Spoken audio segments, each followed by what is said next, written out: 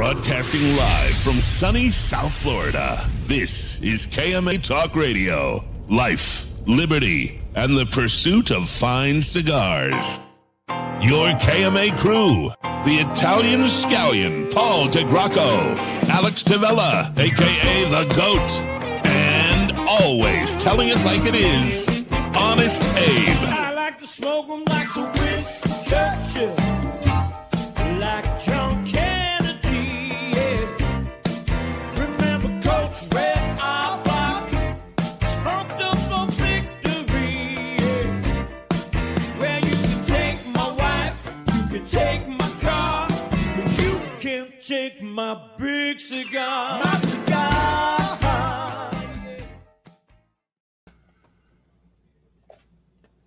Okay, I'll start the show. Good morning. Oh, there he is. I'll let you take over, Abe. Sorry about that. Good morning to all our loyal listeners, libertarians, and lovers of the leaf. I'm your host, Honest Abe DeBabna of KMA episode number 417. Thank you for joining us this Saturday morning. I am always accompanied by my phenomenal co-hosts, the Italian Scallion himself, Paul DeGracco. I'm back from the dead. Oh, The GOAT, Alex Tavella. Good morning. wow. Look Good morning. Dropped a few pounds. Dropped a few pounds. Dropped a little beard weight. Looked like you dropped a little beard weight yourself, Abe. Had a little shape up yesterday. A little shape up yesterday. Yeah, you look very smooth. Yeah, man. How you I dropped some hair too. Yeah. It looks good. Looks good. How you feeling, Alex? So I feel decent. I feel okay. I have a little bit of a cough, which is weird because I didn't have a cough the entire time I was actually positive with COVID. And now that I'm negative, I have this slight cough. But I have this strange sensation that I cannot smell a damn thing. And I can taste bare minimal things. Like I could. Still? Yeah. Oh, yeah. Like I can taste sweet. But I couldn't tell you the difference between a cherry and a grape. But I would know that it was sweet. Huh. Was this throughout the COVID? No. This just started now. It started like, it's funny. It started a few days ago, but I didn't really think. I'm like, I kind of can't smell. But I kind of blew it. I wasn't sure. And then I did like some tests yesterday. I'm like, jamming like chili powder up my nose, and I'm like, man, I can't smell this. Wow. Not Well, a bit. you know what's funny? I was talking to I have several friends, especially up in New York, that have had COVID, and they said there's this thing online to do smell training. Yes. So what you do is you buy like a package of all different scented essential oils. Yeah. And you get like the orange one, and you smell it, and you think of an orange. I read it. It's true. Literally that, and start shooting some like Flonase or something up your nose. Just be careful, man. Don't start taking Afrin or anything. I was hooked on that for a good straight like year and a half. That stuff it'll change. It'll like ruin your life. You'll be hiding it in places so that you have it. Yeah, Afrin is the most addictive substance on the planet, as far as I'm concerned. You don't know much about my past, do you? Well, in my experience, in my humble experience. But yeah, man, it's kind of weird. It's kind of weird. While you were suffering and recovering and trying to get over your illness, Paul was in Disney World again. I was. I heard that. I was listening last week actually for another birthday or something, right? How was Disney World? It was great, man. We stayed at Animal Kingdom Lodge again, and woke up every morning to giraffes and zebras and ostriches and wildebeests and Antoli cattle, I think they're called, with the big horns. Don't you wake up to wildebeests every morning? Actually, yes, I do. They jump in my bed and go nuts. Right. It was great, man. We had a couple days there, and then we actually ended up staying an extra night. So we stayed 3 nights there. Alex, I want to ask, while you were, obviously bunkered down with Marissa and recovering, how did Carmine take all this? Do you understand? Oh, yeah. Oh, absolutely. Carmine wanted us nowhere near him. He knew exactly what was going. He was like, "All right."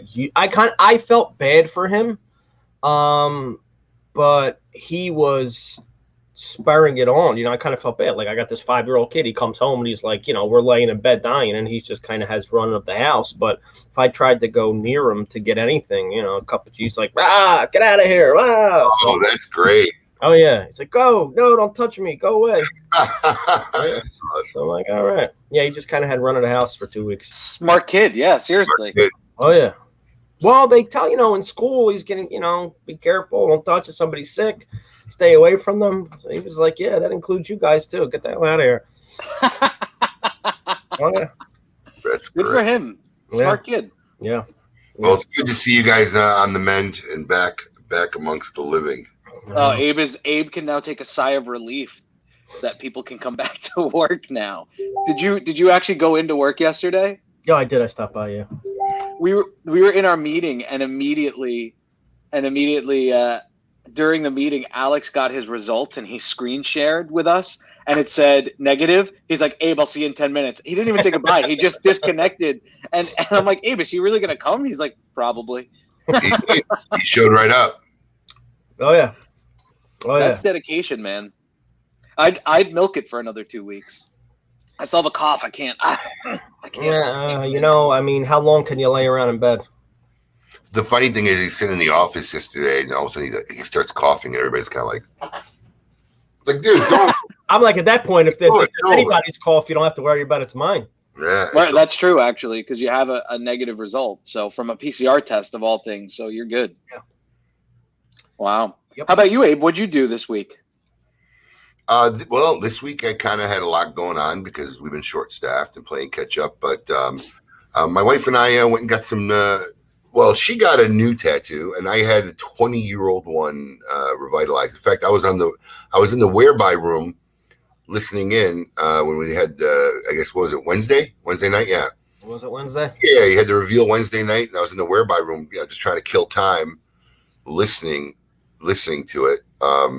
But yeah, I had a 20-year-old guardian angel tattoo on my leg. Spent 3 hours on a table, halfway done. But I'm going to tell you something. When you have an old tattoo, and that was a very sentimental tattoo for me. It was the first tattoo I ever got. And it was my guardian angel. It wasn't even planned. It was done like unexpectedly. You get to the point where you're too afraid to let anybody mess with it. Touch it, because the last thing you want to do is make it worse or make it bad.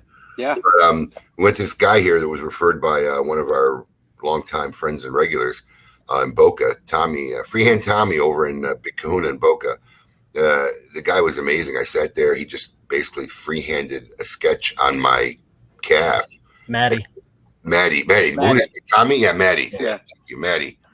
And basically said, what do you think? I'm like, yeah, dude. And he just started going away at it. I sent you some photos. I have them. You want me to show? You want me to post them? Before and after, yeah. So this is the original, right? That's the original 20 years ago. That was done on New Year's Day. Literally New Year's Day, and this is what this kid did. Yeah, it looks like a brand new tattoo. Yeah, literally, he did an amazing job, and he still got the whole back. That was 3 hours there work, and he's got the whole back half. But I'll probably go back in a couple weeks, and he'll finish the back half. But I don't, Abe. How many tattoos do you have, Abe? I know Alex has a lot, but what do you have? 3? I have currently 3. That was my first one. This was one of the trips with my wife and I, which is kind of like a symbolic bonding tattoo. Then after my 4th son, I got my kids' initials with this kind of same symbolic bond tattoo on the other wrist. That's cool. And that was it. But now I think after seeing what Maddie did with this tattoo, that's my guardian angel. I think I'm going to put an archangel on my other calf. I got to give him credit too, because a guy with a lot of tattoos, one of the least favorite things that tattoo artists like to do is mess with somebody else's shit. Yeah. A tattoo artist would much rather have a blank canvas to work with, but he really did a good job of bringing that thing back to life and kind of putting his own little twist to it too. So I mean, it looks like a new tattoo. It doesn't just look like it was recolored. And it's funny is that I've been talking to Jay, who gave me his number, like for 3 or 4 years, like literally 3 or 4 years. So my wife just had a whim about doing something. Like, let's make a date night. Some people go to Disney. We went to a tattoo parlor. It was so random too, and it kind of just like blew over me because I guess I was sick and we were having an issue that night. But I was like, do you have it? Can you take care of it? I'm in the middle of getting a tattoo, and I'm like, it's Wednesday. It's Wednesday night. Like, what do you mean? You're just sitting it really was random. Yeah. I don't have zero tattoos. I've been in the tattoo parlor thinking about getting something. I've never been able to dedicate myself to one image or phrase long enough to want to tattoo it to my body permanently. That's really it. My wife, I think, has 10 tattoos. She's got a lot of tattoos, but that's because she's the cool one. I never said she wasn't. Never said she wasn't. But I kind of balance her out now. It's really funny because that Guardian Angel tattoo was my literally first one, and it happened because we had a New Year's Eve party. I was telling Alex a story the other day. We had a New Year's Eve party at Smoke Inn, and this is like literally right when Brandy and I started dating. Like, she had just moved in that November for Thanksgiving, and the alarm had gone off. We'd probably close the shop around 2 a.m. 7:30 in the morning, the alarm goes off. And it goes off motion detectors. Multiple motions are going off, which freaks you out because that means somebody's moving. Somebody's in there. What happened was they had left a big bouquet of balloons in there. When the AC kicked on, it just started moving the balloons all over the store. So I had an employee at the time. He was closer. He rushed over. I said, I'd meet you there. We get down there, and we figure out the balloons. Now we don't feel like going back to bed. So we go to the island. We have breakfast. And I know Brandy's passed out at times. Like, what do you want to do? Let's take a ride down to South Beach, kill a couple hours. So we start driving down there. And he goes, oh, there's this tattoo shop in Fort Lauderdale. Can we stop by? I got my ex-wife's name on my arm. I want to redo it. I'm like, all right, we got nothing better to do. So while we were in there, I started looking around because I always said, like you, kind of thought about getting a tattoo, but I didn't know what to get. And you're going through the books and you're going through the pictures and nothing's sticking out. And the guy's like, what do you do? I'm like, I'm in the cigar business.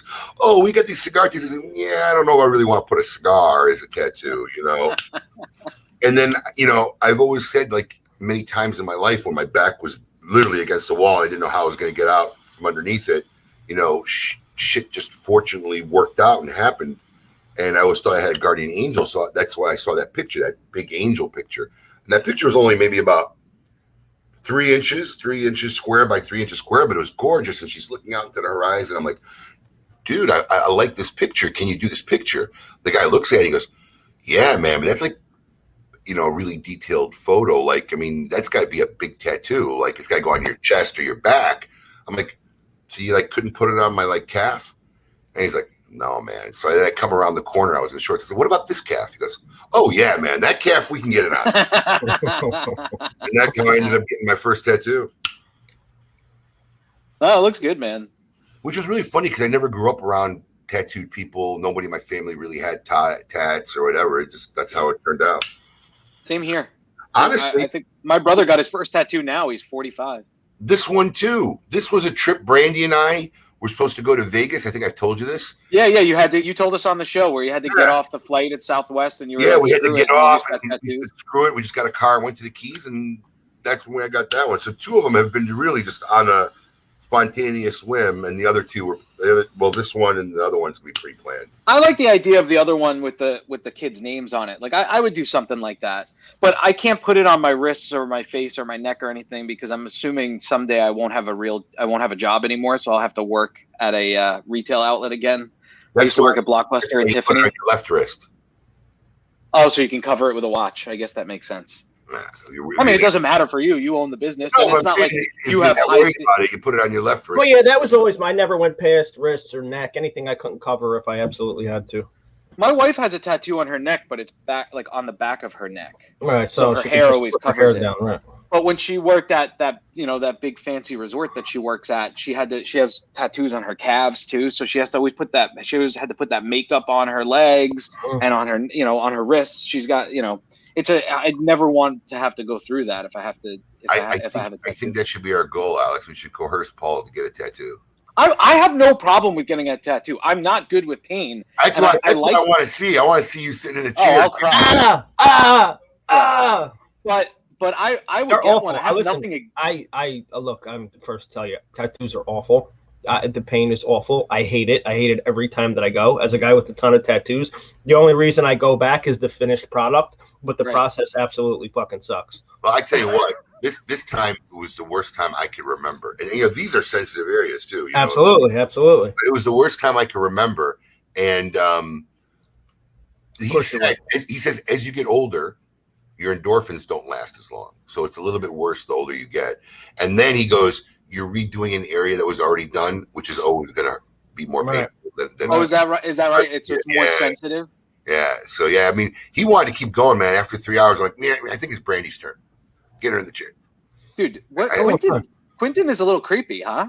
Quentin is a lot creepy. He's just a creepy guy. Creepy guy. Quentin. Creepy. He's always asking to see my mother-in-law. He's asking to see. He wants to see my wife's tattoos. I gotta lock down my Facebook now. You know, it's funny. Coincidentally, our main guest is another guy who's tatted. I mean, it's like that tattoo show. I mean, it's another guy. Yeah. I feel so out of place. You want to bring him on? Yeah, let's bring him on. Let's start. We'll do Meet Your Maker because he makes products for sure. Just with all this tattoo talk, just please make sure he has clothes on when we start the show. No, man, I hope he does not. That would be hilarious. Well, I see him stripping down. He's right. Of course, he's like. Hang on. I want all of you to get up out of your chairs. I want you to get up right now and go to the window, open it, and stick your head out and yell. It's time to meet your maker.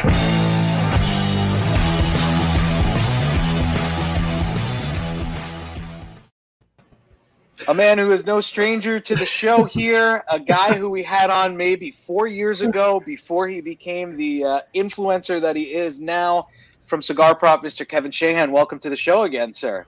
What is going on, everybody? Good morning. Paul said, I am Kevin from Cigar Prop, and I am coming to you live from the Drew Estate Experience Acid Studios. Like the other guys, I am on the sunny Gulf Coast of Florida, and it is a wonderful day. Thank you for having me on. Look at you, brother. So he came shot out of a cannon today. Right? I did. That's always, you got to come with the gusto. So I got to ask, when you were on 4 years ago, we probably barely knew each other, right? I can't remember who reached out to who, but just curiosity, if you could remember psychologically, what was the difference in your mind coming on to KMA 4 years ago and coming on today?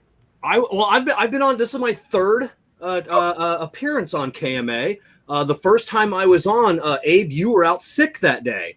So it was just me, Paul, and Resting Bitch Face was on, and that's my nickname for him. So Adam, lovingly nickname, lovingly nickname. He just always, it's being a Michigan fan. He can't really help it. So and then the second time we were on, I was debuting my new lighter bleed tool, and Abe was unimpressed. He'd be like, I'd still just use a pen, and I'm like, thanks, Abe, But even then, we kind of knew, we interacted a little bit, but we weren't the friends that we are now. So yes, it was terrifying the first time, terrifying, but we had a good time. You seem far from terrified today. Yes, this is kind of what I do now. This is just thanks for wearing clothes. Yes, Matt Booth, it's just I have professed my undying love for Matt Booth. We have decided to finally have children together, so that's we've agreed on that next step. So I just want to. I'm sure there's some app that would show us what a child from you and Matt Booth. Yes, we did that once with Adam and Matt Booth. Oh. So someone said he was on a broadcast or on a show and like not like why hasn't Kevin gotten in your new contest or something? I'm like, okay, I'm gonna get in and just crush the competition. All right, so let's start from the beginning. Speaking of competition, okay, go ahead. I have to mention this beautiful piece of art you have hanging behind you on the wall there. Yes. Oh. Belt. The battle, it has never left the wall. It's always there. I'm always proud of that belt, and it's just a reminder. Every day that I come in to the studio, I look at that belt. I look at also a hat that I have, says nothing to prove. Like I said, those are reminders to keep going, keep striving, keep doing the best, and just don't let anybody tear you down. Don't let anybody tell you that a tool that you invented could be replaced by a pen. Don't listen to those people. Just keep going and keep doing what you do, and you can be successful. And take your clothes off. Yes. Yeah. I guess that's true. You can. So what were you going to say, Paul? Go ahead. I want to start from the beginning, because when we first met Kevin, we brought him on as a manufacturer of Kevin, I can't remember if you reached out to me or I reached out to you, but I had seen the Cigar Prop somewhere, and maybe I think I may have actually been looking for cigar gadget guys specifically, because we have had a couple of the guys on here, you know, the cigar tea guy that has the tea, you know, for the golf course and whatnot. And I forget the name of the bottle one where it clips on the side of the bottle to hold the cigar. And I thought yours was pretty practical because it doesn't have to be, you know, specifically for one use. You can kind of use it anywhere. So that's one of the reasons why we brought you on. And then you also had at the time Beard Balm and other beard products. But can you just go into, you know, I think you said it was when you invented the Cigar Prop, how you got into the manufacturing side of things, and like how it all kind of started for you in this world. Yeah, I mean, I never invented the cigar rest. I mean, there had been some iterations of that, you know, that had been around for years. Abe has probably seen tons of those. And but for me, it was just I was working at my metal lathe one day. I got a little mini shop in my garage, and my cigar was rolling around, and I had finished the piece I was working on. I had some material chucked up, so I just, you know, did a little thing with my lathe and created a cigar prop. I don't even have one handy here to show everybody. It was my original one, and you know, a couple friends of mine saw them. They wanted one, so I made a few more. And then about that time, I really kind of met Jessica. You know, we had been dating, and then she had seen it, and she really pushed me into manufacturing them. You know, just and I'm like, nobody's going to buy these, and people bought them. People bought thousands of them.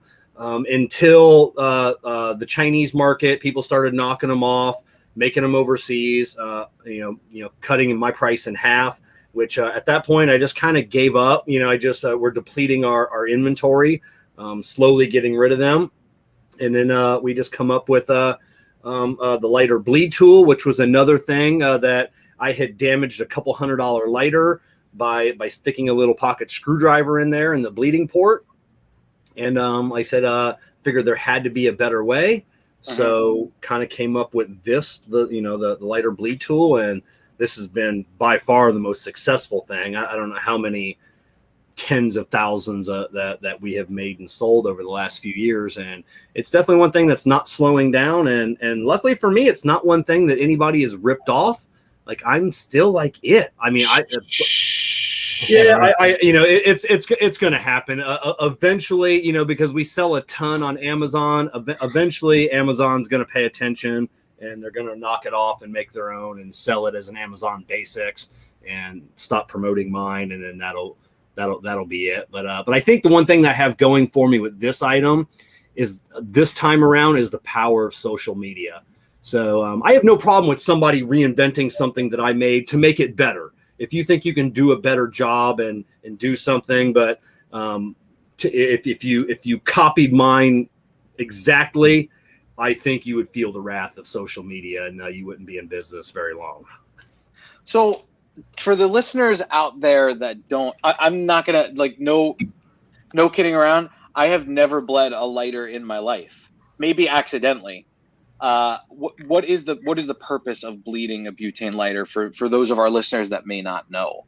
Well, butane, and if you have a can of butane, there's air there along with butane in that can. There is air. There is air that is non-flammable. It's just a product of making butane. Same with your propane tank on your grill. There's going to be a little bit of air in there. So when you're filling up your lighter, it's going to get a little bit of air in there. So you want to get the most fuel in here as you can. Then if you keep refilling it, eventually you're not going to be able to get any more butane in your lighter. It'll just be full of air. So, you know, you'll take one of the little bleed tools and then fits right over the bleeding port, and then you press down and then it'll bleed the air out. So when you fill it back up, you can fill it completely with butane. Okay, so it lets the extra air out so you can get more butane in there. Yes. Okay. but your product is specifically designed, instead of taking a pen or some sharp object to push down there and possibly screwing up the port down there, it's designed to fit over the port. Yeah, mine fits over the port. It's got a little step in there, then it's got bleed holes, so the air will come out through the tip and then out the bleed holes. So I'm not gonna live that pen comment down for a while. It sounds like not gonna happen. Well, listen. But you know, like I said, you weren't the only one. There were so many people at the very beginning, and you never said it was dumb, but there were people that said that's dumb. Nobody is going to buy one. I don't. I never really think anything really off the top of the head is really, really dumb. It's just that sometimes you don't think they're, like you said, there'll be a market for it, that this will be something that people say, I gotta have, but not the first time I've been wrong. Yeah. So we just kept on, and I felt strongly about it, and we just kept making them, kept producing them, people kept buying them, and that's kind of what I'm known for now, is just the lighter bleed tool among everything else, of our social media empire, our Battle of the Bands championship, and everything else. Well, I want to get more into that later on the show, but I want to ask, because you brought Jess up, and being the romantic that I am. You guys are, listen, there's certain people who, they're more of couples on social media, like Callahan's and you and Jess, like my wife hates social media. Like my wife doesn't even let me to take a picture of her. If you look at people are saying, how come your wife's never in your family photo? I said, you got to ask her. She don't want to be in any photos, so, you guys are without a doubt one of those couples, power couples in social media. So I just want to know, how did you end up meeting Jess? We actually met on a Plenty of Fish. I'm looking there. Nice. On what? Plenty of Fish. It's kind of like just one of the online dating. Oh, is that a dating app? Yeah, dating app. Oh, no way. Yeah, so I saw her picture, and you swipe whatever way, you swipe left to throw the girls in the trash bin, you swipe right, whatever, to put them in like you're saved, and then she gets a notification, hey, this guy swiped right on your photo, you should check him out. And we just is it like an adult version of Tinder? No, it's not like Tinder. Tinder's a hookup app. Plenty of Fish was like OK Cupid or eHarmony. eHarmony, yes. So yeah, eHarmony was like the first one out there, and then I think Plenty of Fish has from when I used Plenty of Fish back in the day. So I think Plenty of Fish had like a free platform. It's pretty old. Really? Yeah. A little bit. That's what happens when you're married. You don't know any of this shit. Yeah. So that's how we met. Just Plenty of Fish, and then we met, and it was kind of like that connection, that little spark was there instantly, and here we are today. Just like I said, I can't think of really too many power couples out there. There used to be out at a shop. Jeff and Tanya one. There's a few out there, but it's not that common. Well, and power couples that are on social media a lot. So you have Jeff and Tanya. You have Jeff and Heather. You used to have Mel and her husband out at Fifth on Ford out in Arizona, which they were all seen, on social media. But I'm not sure if you see another couple as much as you see Jessica and I. I mean, we're kind of dominating the social media world, as a couple, and thankfully as individuals. We're not seen. She used to be seen as Miss Cigar Prop. That was her name, Miss Cigar Prop. Now people know her as Jessica. It's Jessica, and then we've taken these two kind of similar but separate paths on our style of photos, what we do, how we interact with people, and it's good. So we cover a broader spectrum of the social media world. Was she into cigars when you met? She grew up around cigars, with so many uncles and grandparents.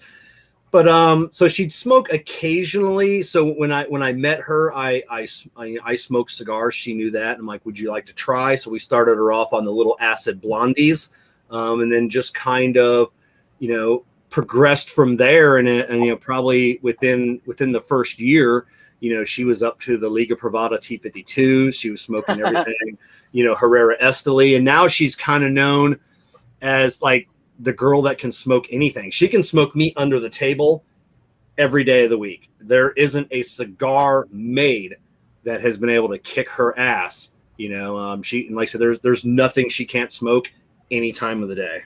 That's funny because I think Acid Blondies has to be like one of the most go-to like training wheels.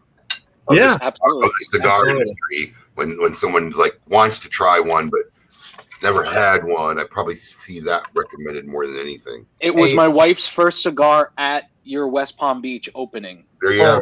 There you go. Speaking of We your wife, found out Paul, a week later she was pregnant, but we didn't know that. you need to be more careful. Paul Quinton spied your wife in the background, and now he's, Oh, he saw her? Yeah, Oh, now he's no. all nuts and going crazy in the I comments. told her not to come back. I didn't You got to even be see. careful. Oh man, I gotta yell at her. Hey, Quentin, they live at 442.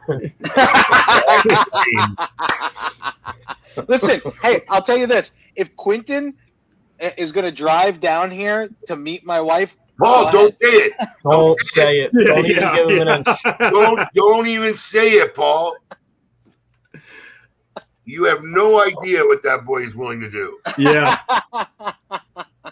I know you're Man. saying it as a whim, but listen, I'm all over the place today, but because this is like interesting to me now.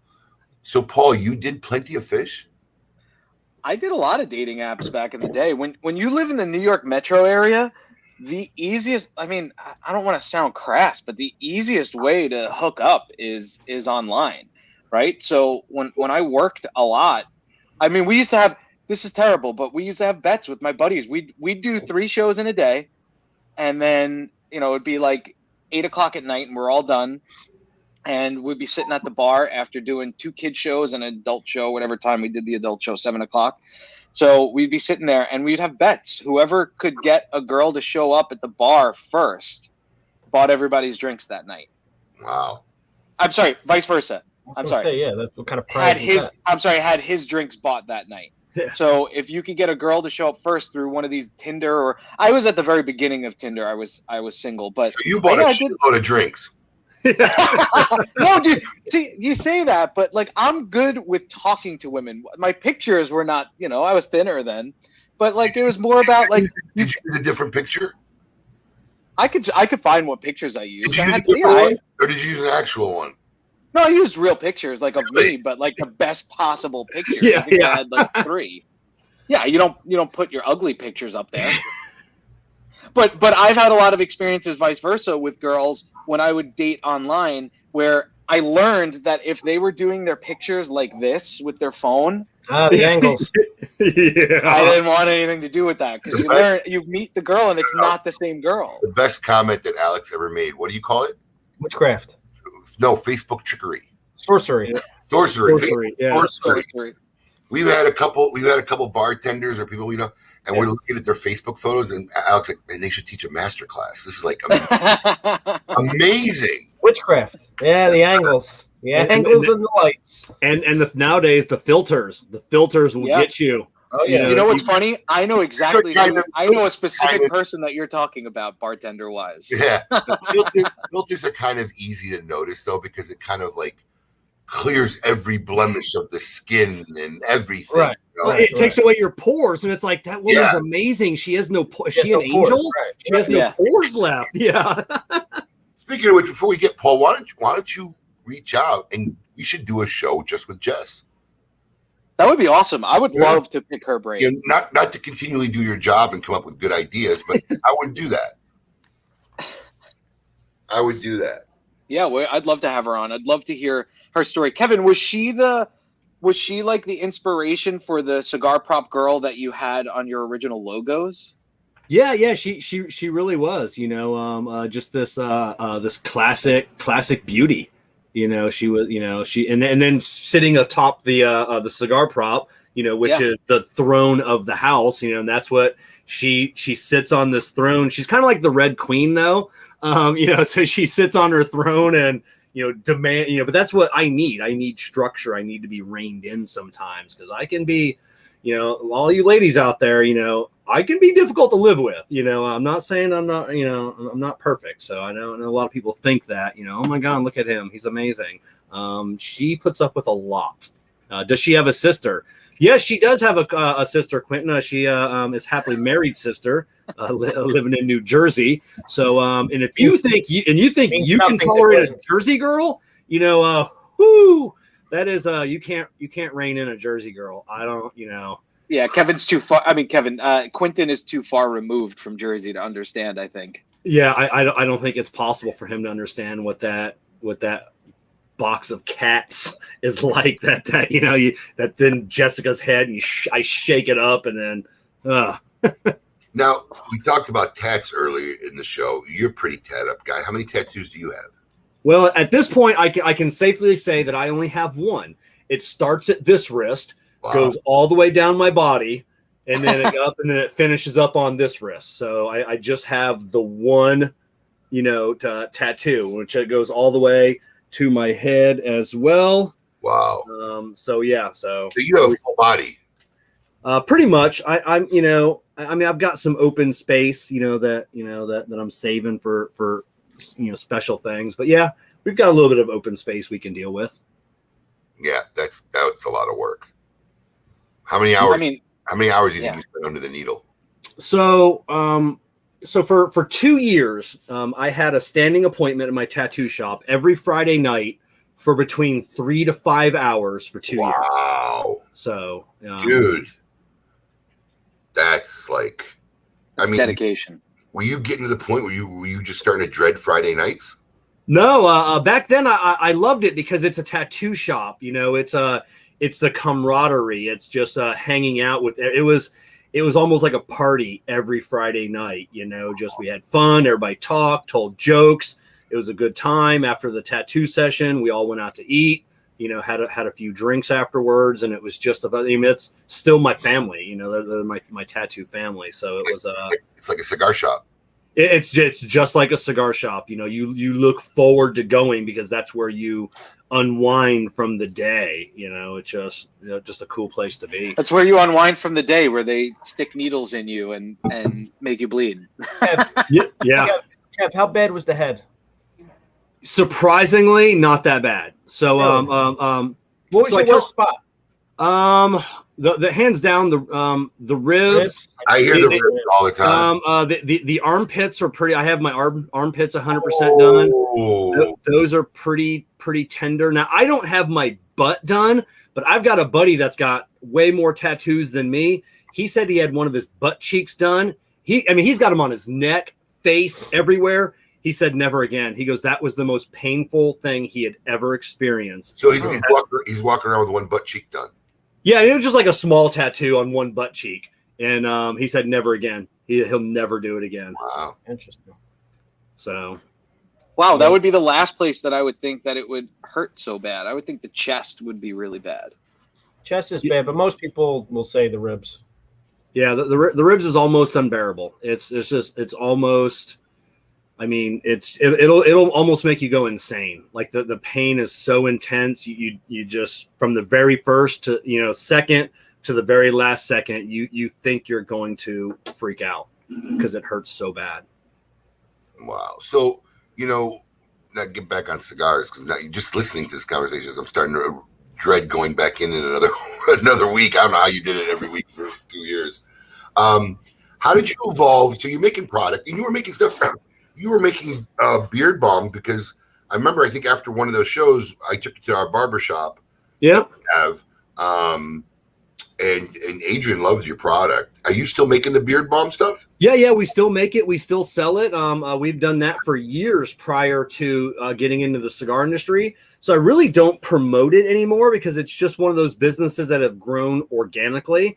I've still got a great clientele of people online and then shops that stock it.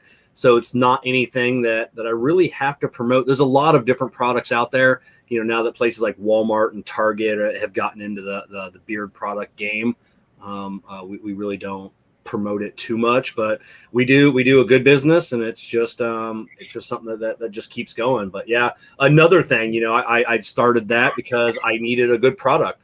Being a mechanic, most of the products that were out there are like butter based. They're really thick. They're really sticky, so dust and dirt from working on cars would constantly stick in it. You couldn't comb it out. The products were hard to wash out. So I was looking for a product that didn't contain any of those butters, those thickening agents. And I was told that it couldn't be done. There's no possible way to create a solid product without using any type of butters. So once again, I took that as a challenge, did some research. Luckily, I had some friends in the cosmetic industry that helped me out, and we created something that is solid, but still has a holding power that still washes out. And to this day, at last check, because like a lot of us still stay connected. There's about 900 companies making beard product, and there's only one that doesn't use any butters, and that's mine. And they can find that on your Cigar Prop website? Yep, they can find that on the Cigar Prop website. Cool. One of the guys was asking. I wanted to make sure. And it's called Irish Beard Balm. Is that the name of it? Yep, Irish Beard Balm. No. Now, how long did you have? Sorry, Paul. I just quick. Do you recommend it for guys with like the short beards like mine, or is that more for like guys that have the long? No. Once when you have a beard that's less than an inch, your body will produce enough. It's called sebum, sebum. That it'll help maintain your beard and your skin. Okay. You don't need anything. If it gets itchy, I tell people take some peppermint oil, like peppermint essential oil, mix it with like a little olive oil, and then rub that into your skin because peppermint is a natural anti-itch. I have a beard oil that has peppermint essential oil in it. Yeah. Basically, so I guess maybe I'm doing something right. Okay. Yeah, so it's a natural anti-itch, so you can just take it and then just rub it in your skin if you get a little itchy. But yeah, you're on a short beard, you really don't need any You don't need any sculpting. You don't need any holding power. Your body will produce what it needs. Paul, you need to be more concerned with Rogaine than Beard Balm. I gave up Rogaine. Yeah, I took Rogaine for years. Did you really? I used it.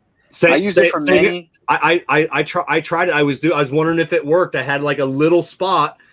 Because at one time I had a mohawk, and then my barber couldn't make a mohawk anymore because he couldn't connect the two mohawks, the front mohawk. Do you hear that, Italo? Yeah.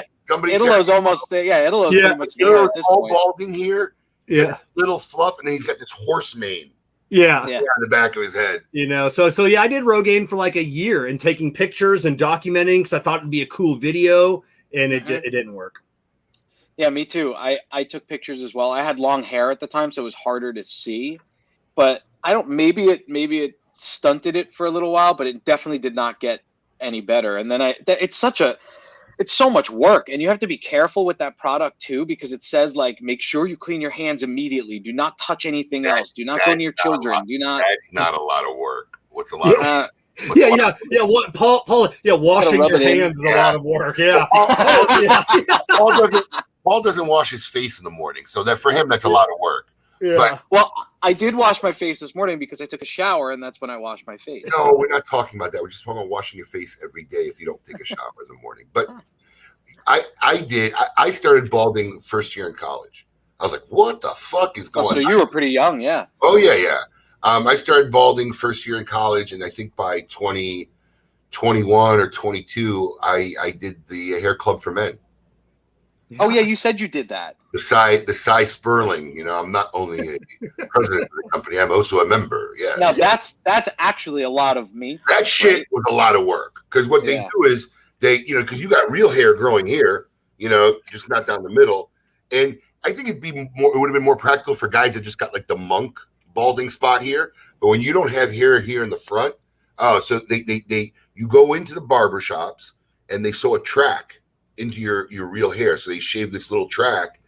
Then they have this really thin fiber screen they have real hair sewed into. Ugh. And then they like fuse it to your track. And then the best part is, right, there's no fusion here because it needs some little bit of hair to fuse to. So then you'd have to flip the screen up. They'd have this special double stick tape you'd have to put on, and then you'd push it down. And that's how, and then they would groom your hair. And how often do you have to go to do that? They made their money because you went there monthly to groom the hair. It wasn't putting in the hair in. Like I said, DuPont should just give everybody in the world a lighter. Yeah. I mean, I don't care if it's a $1,000 lighter. They should give everybody, I've said this for years, they should just give everybody in the world a lighter, because when I did the math 15 years ago, those little DuPont refuel cartridges came out to like $4,700 a gallon. Oh my God. So, at those prices, you should be giving people lighters because you're making money selling fuel, not the lighters. Yeah. So, I mean, they were making money on the grooming. So I went from, because I always had short hair because I played football. So I always had short hair for the helmet. But I went from like literally getting out of the shower without ever using any hair products to now I had gel, mousse. I had the blow dry. I had bad hair days. And it lasted about 9 months. And I said, screw it. And I just took everything out and just dealt with being bald. So I had like a 9-month ordeal. In fact, hang on. Wow. Go to another screen. I'm going to grab the thing. Okay.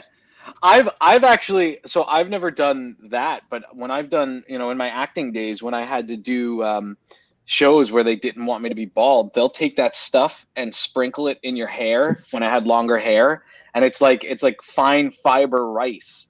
And it works. It looks good. But if you touch it, it gets all over you. If you shake your head too hard, it gets everywhere. And then you have to shower and get it out. The shower gets black, when you're showering the day after. Hold on. Let's go to Abe. I got some glare here. Oh. This is with... so that's fake hair. That is Hair Club for Men. I think this is roughly 1996, 7, 8 maybe. And this is with Jim Belushi when he had Lone Wolf Cigars, and he started with Chuck Norris. You know who you look like in that photo? You look like you could be Jeff Borshwitz's brother. He had the same style of hair. You guys were young back then. You look like you could be brothers with Jeff B. The Chicago boys. Yeah. Chicago Cigar Boys. But Jeff's hair is real. This one wasn't. Yeah. I'm surprised you didn't go for plugs, Abe. There were no plugs back then, dude. Oh, is that too long ago? Have you seen now that they have you just have that hat thing that you just put on your head? And I don't know. Yeah, I had something like that too. When Sharper Image sold something like that, it doesn't work. No, I had that too. I tried all that shit. That was some state of the art shit back then. Yeah. Now they got microdots. Speaking of tattoos, have you seen this? Yeah. Now, like if you wear your hair short, like they could just like tattoo here, right there, like that. Yeah. They tattoo the rest of your head, so it looks like you have hair. I like that. Dude, but then you can never change your hairstyle. No. But Google microdot tattoos, hair tattoos. Google it, and you'd be shocked at how some of that stuff looks. I wonder if I should get that. Yeah. Maybe that's what I'll ask for my birthday next month. Then you just keep just shaving the hair down where it grows, and that's it. Yeah, just keep knocking it down. That's it. That's fine. That's fine. Wait, so Kevin, do you have a full head of hair now, or you just have a? I mean, I have like a little bald spot, Yeah. But yeah, I shave my head. My head's fully, it's fully tattooed. So I try and keep it shaved. But if I could grow a full luxurious mane, I don't know. I'd probably try it again because I used to have hair. I tell you what, you have such a distinctive look that every time I ever see you without a hat and glasses, it takes me a moment. If it wasn't for your beard, I would not recognize you at all. Yeah. Well, speaking of that, do we have time? No. Save it for after the break. Okay. It's funny though, Abe. I feel the same way. Kevin does those fun little skits on his YouTube page and on his Facebook page where he does fun little things like where he takes the saw to cut his the circular saw to cut his cigar or something like that. But there's one or two of them where he starts with his hat off and puts a hat on. I'm like, oh, it's Kevin. Yeah. Seriously. So Kevin, tell us. So we got a few minutes before the break. How did you eventually evolve into getting to the social media part where now you've become a media person in the industry? How did that develop from being a kind of a manufacturer? And that from the very day I started the company that I created a website and decided to start this company, I also created a YouTube channel. So I figured, okay, so I'm manufacturing cigar accessories. I probably should have a cigar review channel, review cigars, try and drive people to my website. I understood how the Google algorithm worked even back then. So we started doing that. And then really just interacting with people online. I never pushed my product online because I didn't want to be that guy. We're all part of those Facebook groups to where there's one guy that has a product and all he does is push his product and he never interacts. Right. So I spent about a year online in all the groups, just, talking with people, talking about cigars, really learning about cigars along with other people. And then if someone asked, hey, I'm looking for a cigar rest, does anybody know where I could get one? And I would chime in, oh, hey, I make them. So it got to the point where a lot of people were buying them. And then other people would start promoting my product for me. It's like, oh, hey, Kevin that's always in the group, he makes cigar rest as well. You should go check him out. And then people started, taking pictures with their cigar rest. I'm like, oh, hey, that's a badass thing. Where'd you get that from? And they'd be like, Kevin. I'm like, oh, hey, Kevin that's always chiming in. And I'm like, yeah, that's me. So I took a different route and, really didn't push the product and try to let it grow organically. And I wanted people to get to know me as a person, as a family man, because if they can trust you and you become friends, people will, they're more, they tend to buy products from people that they like. Even if there's a product out there that they really want, if the owner's a dick, even like in the cigar world, we see that there are brand owners that people hate and they will never buy a cigar from them because they just don't like them. So, it's funny, really funny you said that, because I was just having yesterday a conversation with Omar Fernandez from AJ Fernandez Cigars. And we were talking about somebody in the industry, and, he was teasing me because, he knows, I don't care for the person that much or whatever. I said, look, I really don't know the person. The guy could be a great husband, great family man. I don't like his business ethics. I think he's a very unethical businessman. And, that's what I have a problem with. I can't really say whether I don't like the person or not. And he said to me exactly what you just said. He goes, it's very hard that you're going to find a guy who's not a good family man. And then, he's basically made the same comment. Yeah. Good family man, you're a good husband, good father. You're typically going to be a good business person. It's hard to find it. So I was like, when you said that, it rang a bell there. Because my argument to him was, well, look at criminals. I've known some hardcore criminals who are great family men. And he goes, yeah, but they were good criminals. You're right. They were criminals with a code. I mean, they were criminals. So yeah, in his argument, I'm like, yeah, you're right. Yeah. Well, it's funny you mentioned that, Kevin, because that's exact. So I do sales for a living on my day job, and it's we take these. If anyone's familiar with Grant Cardone, we take his courses, and we've spoken to him, and we do one of his trainers trains our sales team every week.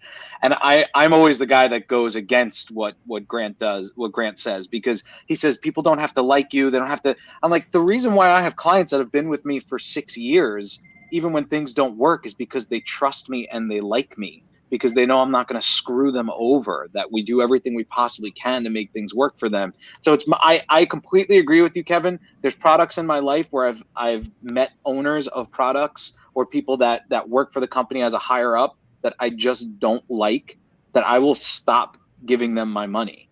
So yeah. I think that's the real grassroots of sales. Let people know the kind of person you are, who you are, and then you can be like, oh, by the way, I also do this. I like that methodology. It's definitely a great way to go, and for long lasting business as well, in my opinion. Yeah, it's easy to be nice, and it's hard. It's hard work to be a dick. I think some of these guys that we see them on all the social media groups and the forums. These brand owners or these just these regular cigar guys that are just always trolls. They're always jerks. That's a hard job.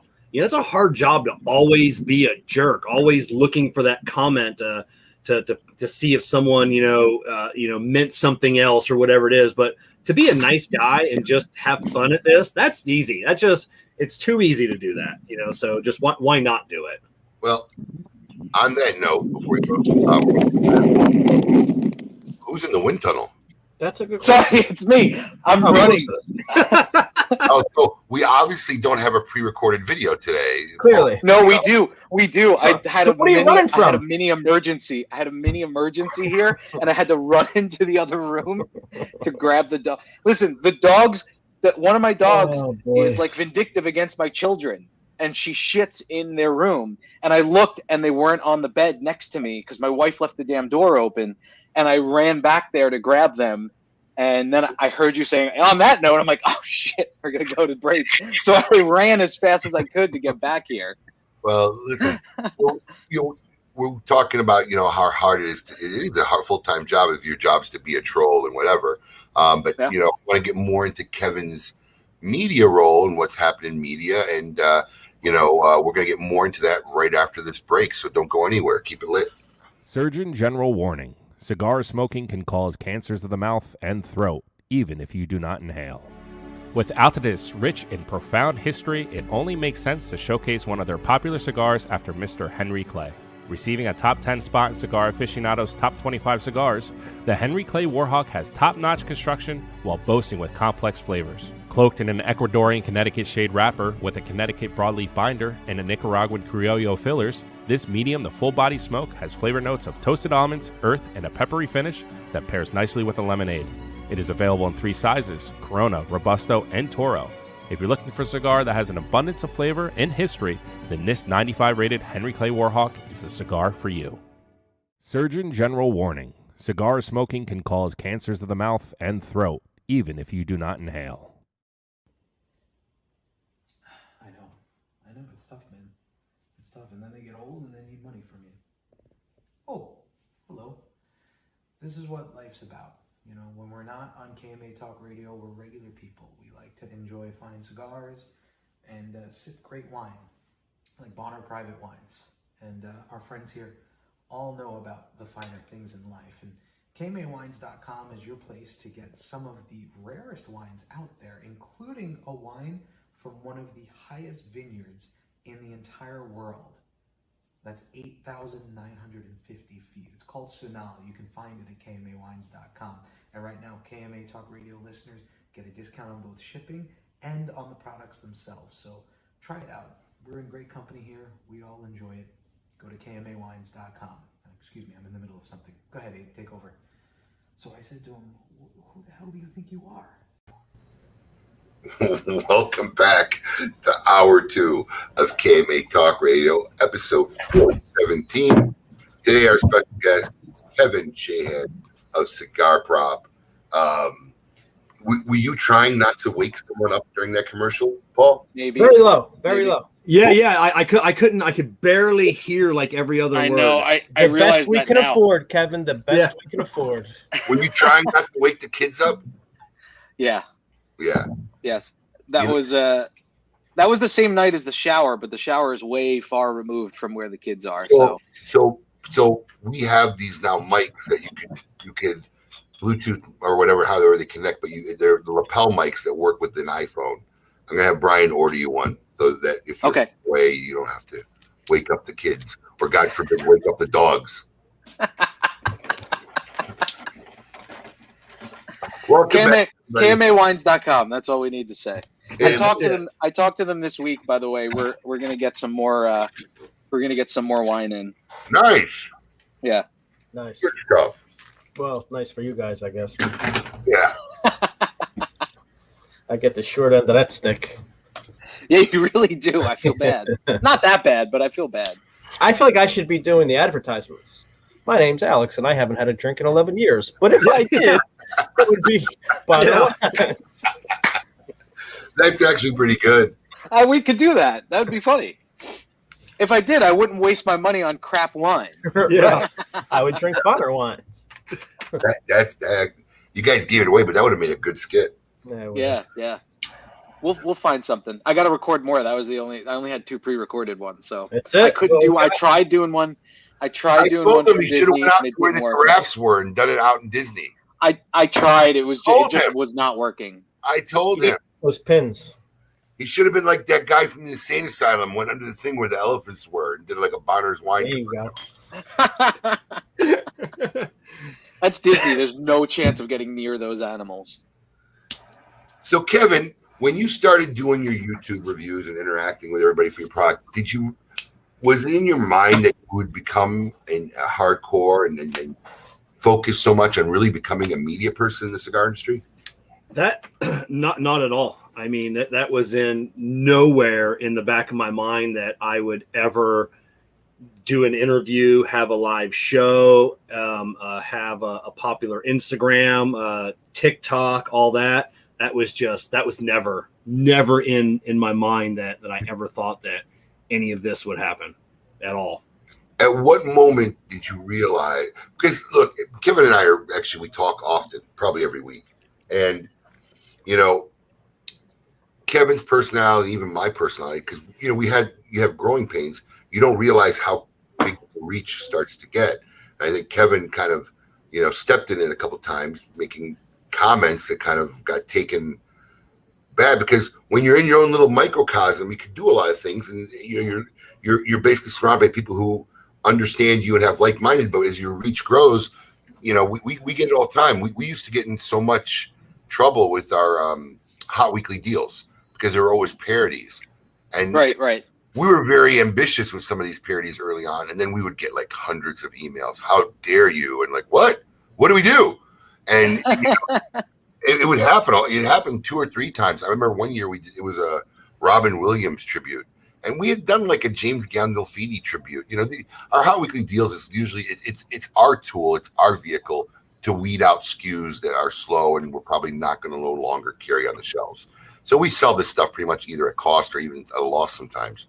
And when we did the Robin Williams sample, I'll never forget, I was in North Carolina and I was on vacation and my phone started blowing up. And some of the media guys at the time were calling me, dude, everybody's going nuts. What'd you do? I said, well, I don't know what happened. Well, you did that Robin Williams. And everybody just started accusing us of trying to make $1 on Robin Williams' death. And we literally got 15 to 1,600 emails. And I spent the whole next day and a half replying to every single email explaining how this is a tribute. He was one of my favorite actors. We were paying homage to him. And I ain't gonna lie, out of all the emails I sent, I think only 2 people still said, "You still a dick and your company sucks and we're never." But it's funny because what's interesting about that story is that it's not like that was the first memorial. No, it was probably the 3rd or 4th or 5th one. Just something about Robin Williams that rubbed people the wrong way. Well, I think it's because of the way it happened and whatnot. But yeah, it got taken in a way we never saw it coming. And I know Kevin, I think a couple times, you had some controversial statements that you made because as you grow, you don't realize your audience is changing and it's reaching, And at what point did you really start to realize that you're just not a little guy, broadcasting in a room anymore? It really was. It was Battle of the Bands. When you asked me to do that, when you called me one day, it was which was just a year ago. It was like, wow, it's like I'm going against the 5 of the or 4 of the other biggest guys in the world. So I had to take a step back and be like, this is the start, of what could become something a lot bigger, and it has since then. We were really well known. We had our show before then, but that was really the antithesis of just that was our our launching point.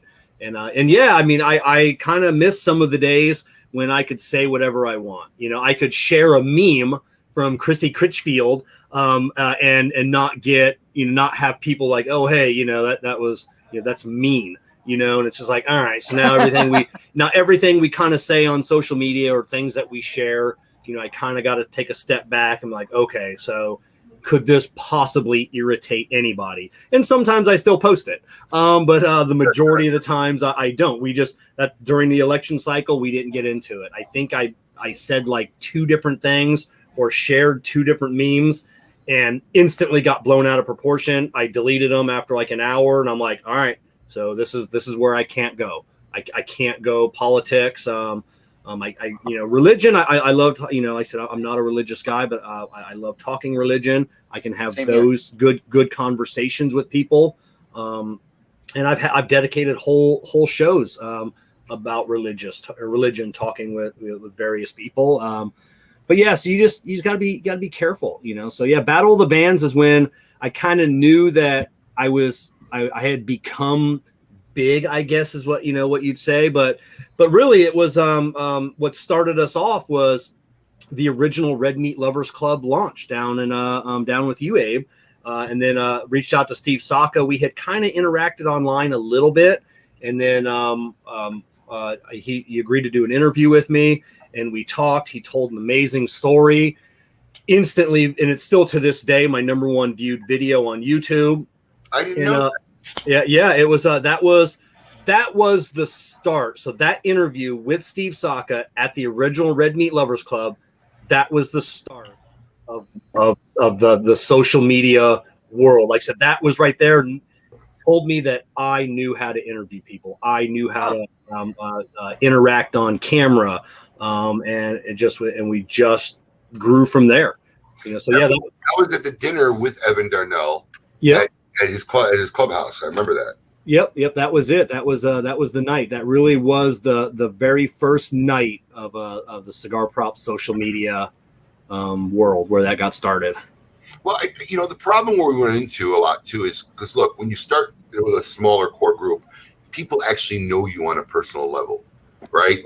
They know who you are, how you think, where you're really coming from. But as your audience grows and your reach grows, you really start interacting with people who really don't know you that deeply as a person. So stuff that normally wouldn't get misconstrued starts getting misconstrued, and that's what happens. And luckily we get a lot of people that I'll say something that gets misconstrued. I'll get a little pushback. Then luckily enough, I'll get other people that will chime in within that thread and be like, oh, hey, listen, like we got Bill Ragone in the chat panel. Bill Ragone will chime in. Hey, that's Kevin. That's my boy. That you don't know him. You need to step back. So we get a very loyal following that will stick up for me. Or if something is said about me into a group that doesn't get back to me or I don't see right away, and then I'll see it days later or a week later, and it's very touching to where all these people will stick up for me and say something like, hey, he's a good dude. If you have a problem, you need to reach out to him, personally. And some people have, and we've had great conversations with, personally. And I've had people call me up, I'm like, hey, this is where I was coming from on that, so this is my experience or, whatever has brought me to make that statement. And luckily for the most part, I don't have too many haters out there, but that's but it's you're about the more popular you get. You look at Saka, you either love Saka or you don't like Saka, from what he says, but the people that love him will fall on the sword for him. The people that hate him will look for any reason to bash him. Yeah, I think that's the way it gets. He's a very polarizing guy, though. He wants it that way. Yeah, true. He wants to be the way he wants to be, and either you like it or he don't care. Yeah, right. And it's a great level of freedom doing it that way. Yeah, it really is. When you got to his level, he doesn't care. It's like, oh, you're not going to buy my cigars anymore.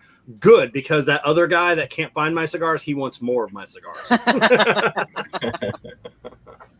That's him in a nutshell for sure. Yeah. Hey, quick side note. I wanted to do a test, so I figured, what better cigar to do a test than a Padron? I can't taste a damn thing. Nothing. Oh no. Not a little spice in the nothing. You're not missing. You're not missing anything. It's the strangest sensation in the world. Nothing. Yeah. So it's like, Alex. So when you put the smoke in your mouth, it's like you don't have anything in your mouth at all. I can feel it, but there's just no taste. Nothing. Zero. It is the strangest thing. I hope this doesn't last long. Yeah. I'm gonna buy you. Listen. My wife has a basket full of essential oils here. I'll bring some over for you. Just start smelling them and imagining pictures of peppermint leaves. Yeah. Now the only good thing with that, Alex, from other people that I've talked to in the cigar world that have lost their taste of or their sense of taste. If you're a really bad cook. When it comes back, cigars are at least for the first few cigars are amazing. Right. Like just all of these flavors, things that you've never experienced, and it's just a whole bunch. I'm like, now that would hopefully it comes back. Yeah, it's such a strange sensation. Very weird. I was gonna say, for guys who got wives who are really horrendous cookers, that could be very useful tool. Oh, I'd lose so much weight actually if I couldn't taste anything. That would be great. I'd just eat salad all the time with no dressing. I bet you still eat. Visual is still very much a part of eating. Maybe, but and I texture, really absolutely. Well, and it's sustenance too. I mean, you need fuel, so I mean, you still got to eat your proteins, and Yeah, but I'll eat just the healthy crap that I don't. I wouldn't eat. What am I going to eat chocolate for if I can't taste it? You're so full of shit, Paul. Yeah, I don't know, man. Listen, I'm almost thinking maybe I should get this thing. I don't know. Yeah, I could lose a quick 50. Yeah, or you could die. You could be. Yeah, it's yeah. Yeah, there is a downside. You never find another producer to work at your price, so yeah. don't do anything drastic. Who are you kidding? Quentin would jump in here for free in a heartbeat. Just give him a couple of 5-packs once in a while. He'll be set. He really couldn't do much worse. So I don't know. Anyways, Kevin, we have a segment sponsored by Avo Cigars called "As the Record Spins," where Eddie Guerra has posed some interesting questions for our featured guest every week. And we're going to see how the record spins with you right now.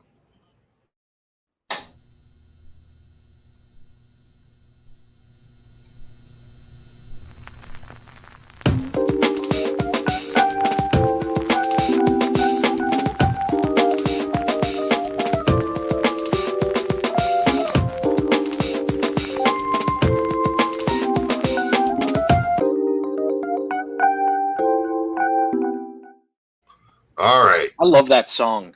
I don't know what it is about that song, but I find myself sitting here doing the music. Yeah, I like that.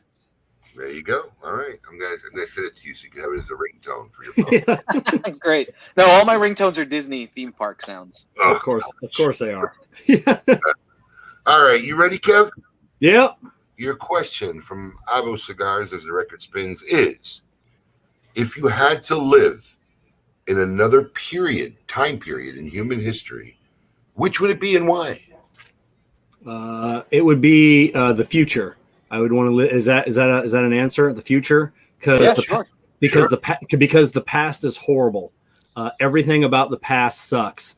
I would definitely want to live in the future. Maybe but the future will eventually be the past. Yes, yeah, but I want to be there now. It's like the future. I want the flying cars. I want, because people always say, people give dumb answers all the time. Like I would want to live in the Victorian era and experience all this stuff, or the Industrial Revolution, or I want to be a pirate sailing the high seas. Yeah, you know what? People stunk back then. It's horrible. There was no air conditioning. Whenever air conditioning was invented, that day is as far back in history as I want to go. That's it. I like my creature comforts. I like phones and technology, and I like stuff. I'm huge into steampunk, Jessica, and I love the Victorian era. That's why I wanted to give you this question, Kevin, because I know that you're really big into steampunk. So I wanted to see where you would go with this. Yeah, but women. I mean, nobody bathed every day. I'm assuming like that was before razors were really invented. So a lot like women didn't. Do you get where I'm going? Women didn't shave a lot. Armpits, hair, legs. So yeah, and it's everything. Everybody was smelly. You dumped your poop out onto the street because you were squatting in a bucket. No, as much as I would like to visit the Victorian era for a cigar for the day, I wouldn't want to live there. No, it's always the future where the air conditioning is colder, probably. It's funny. It's funny because I've always said that the guy who invented air conditioning and soda, wherever they were. If they didn't, oh, wait, I said, if they weren't given a Nobel Prize, an injustice and travesty happened. Because those, I think, were the two greatest inventions. I think soda and the air conditioner. Yeah. So whenever those were invented, that's as far back in time as I want to go. No, and like live. Yeah, no. You just nobody lived. Yeah, I don't want to go back into a time where if you were 28, you were an old man. Right. That's not for me. I want to. I think the 60s and 70s would have been cool. Nah, hippies, a lot of patchouli. No, I'm not. I'm not digging on the hippies. The 60s, no. The 70s, not really. I mean, the 80s seemed pretty cool. I was young. I was three. I was 3 in 1980, but still not a time. I mean, it's today is, no matter what people say, they always say, oh, today, and my parents said it, my grandparents said it, great grandparents. This is always like the worst time to raise a child. Always, without, in the history of man, the time you were living in was always the worst time, except for today. Today is the greatest time to be alive. We have more technology, more opportunity, more, we can do anything we want today. I said, if you want to start a small business, if you want to travel, if you want to do anything, it just, the world is your oyster today. I know, but go ahead, Abe. Abe is going to. Yeah. As a parent, I just feel like I have a multitude of more obstacles that I have to deal with in trying to raise my children to be good human beings and productive in society than my parents had to deal with raising me. That's the only downside of technology. Technology is good for functionality, but I don't think it works well as far as culture and society. I don't think it's beneficial for society. Yeah, but I mean, there's always the give and take. Like, you don't have to worry about your kids dying of polio either. So, I mean, there's there's the give and take. I agree. But when you think of how we were raised, I'm dealing with crap that my parents wouldn't imagine to try to deal with raising us as kids. I mean, kids are learning shit at 6 years old now, like it's nothing. And because the way information, you can't control any information. It's just coming from everywhere. But it was always there. You just got it in different ways, and it's more accessible now, I guess. It's way more accessible. And those problems were always there. I know, but listen, they were there. But let me just tell you something. When your kid, give me another 8 years, and wait till you see what your kids come home from school talking about. Right. Seriously, wait till you hear what they come home talking about, and you're like, "Who's talking about this?" Everybody. Really? At 8 years old? I mean, you're gonna be shocked. You're gonna be shocked. I feel like your house. I mean, I've been to your house a number of times, but I feel like your house is kind of like Tony Soprano's house, where he's like, "Well, that's where you're confused. Out there, it's 2021, but in this house, it's 1955. Keep your mouth shut." Listen, we don't tell them. Look, here's the problem. You do an injustice if you don't teach them to be critical thinkers. So it's never about telling them what to think. You just want them to be able to think and use, not just be a sheep guided by all their peers and other kids, So it's the constant battle. And my oldest daughter goes to a school of the arts, which is even worse. I mean, because they're all free thinkers. a little too free. And, yeah, that's what I'm saying. That's how I grew up.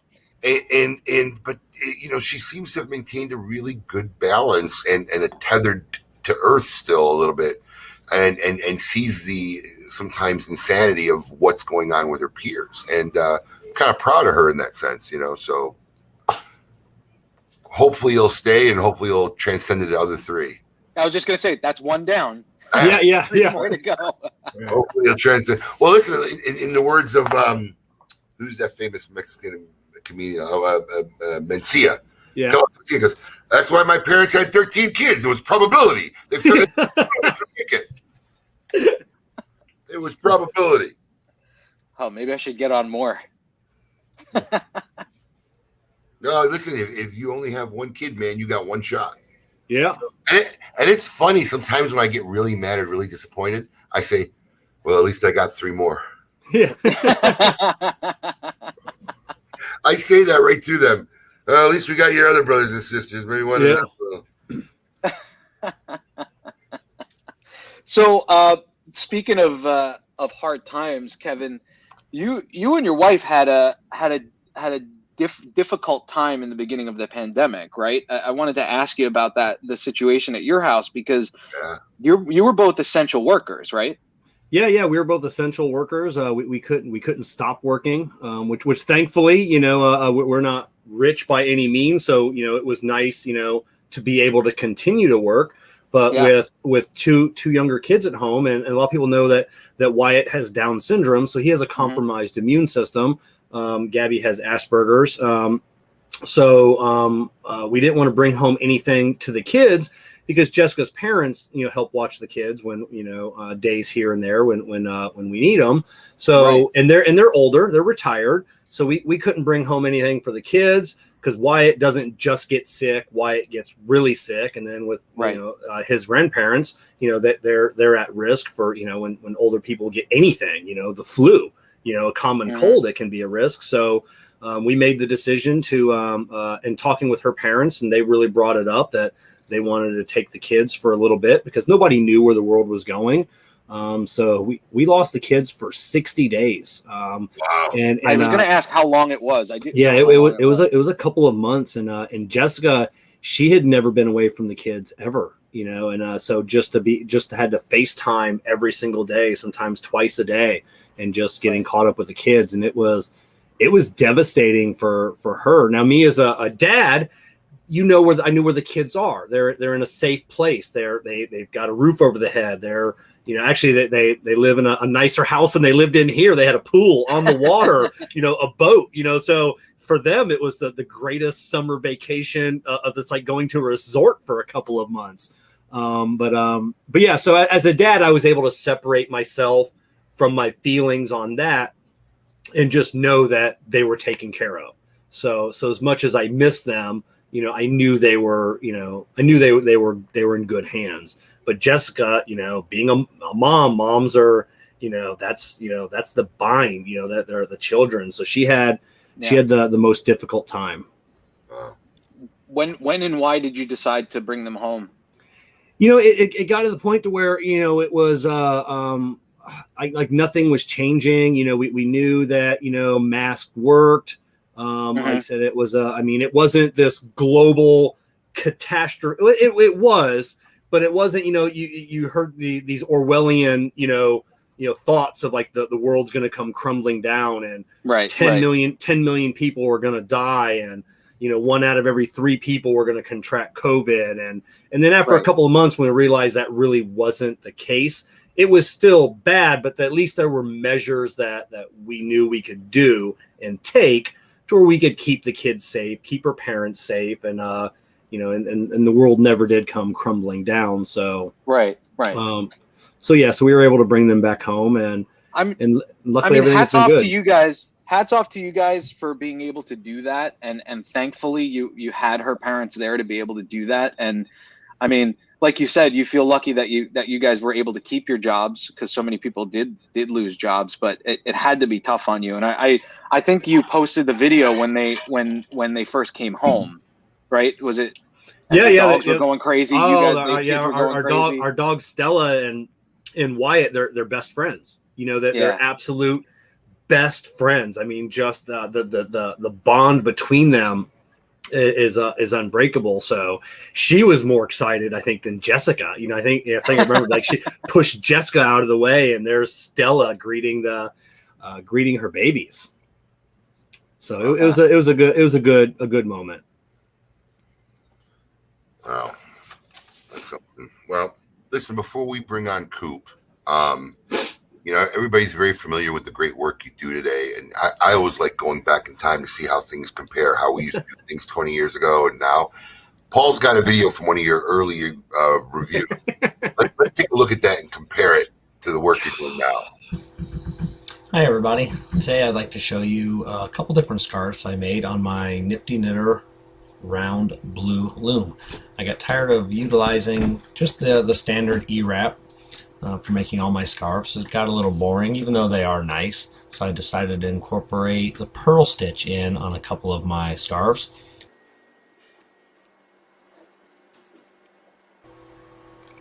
This video is not a tutorial. I'm going to show you how to do an E-wrap or how to do a pearl stitch. God, and that video right there is still the #1 video on YouTube on how to use that nifty knitter loom. So it's got like 117,000 views, I think. Or oh yeah, ridiculous like that. And when I was doing that, there was only two dudes on YouTube knitting, loom knitting. It was me and one other guy. That was it. Oh, there's a lot of dudes now knitting. My wife. Oh yeah. There's a lot of dudes now. But really? Oh yeah. Yeah. A lot of dudes. Yeah, and they make their own patterns. And they sell them, and my wife follows all of them, man. But I now, how far back are we going with this video? I don't know. That's gotta be. I could tell you. I think it was 8 years ago. I was gonna say like 7 years, so eight years ago. Yeah. So yeah, I think it was posted. It was posted 8 years ago, according to your to your YouTube channel. Who was your influence that got you into knitting? I wanted to make a scarf. When you buy a scarf, I wanted a long one. Nobody made a scarf that was 12 feet long, and I'm like, it sucks. I want a big long scarf. So I made like a 12-foot long scarf for myself, and then started. I'm like, I saw some other ones with some cool patterns, but nobody was doing like certain patterns that I really wanted. So reaching out, there was a scarf community. And I'm like, hey, how do you do this? And people are like, well, you really can't do that, on the loom that you're doing. And once again, if you tell me I can't, there's something can't be done, so there are certain patterns that I invented that people still use to this day that probably have no idea, that I was the person that invented that pattern or that technique of doing a scarf or a neck warmer or something like that. So yeah, I just wanted a big ass scarf. So I just made it myself. Do you still knit? Yeah, I've got a scarf beside my bed right now that I work on, every now and then. So yeah, still do it, still love it, and it's I don't get as much time as I used to, but it's fun.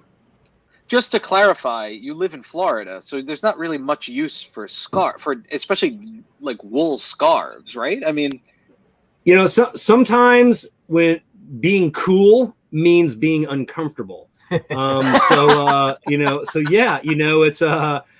you have a badass motorcycle, that's almost impossible to drive because it's just so uncomfortable and your back hurts. But it's cool. You look cool on it, so you ride it.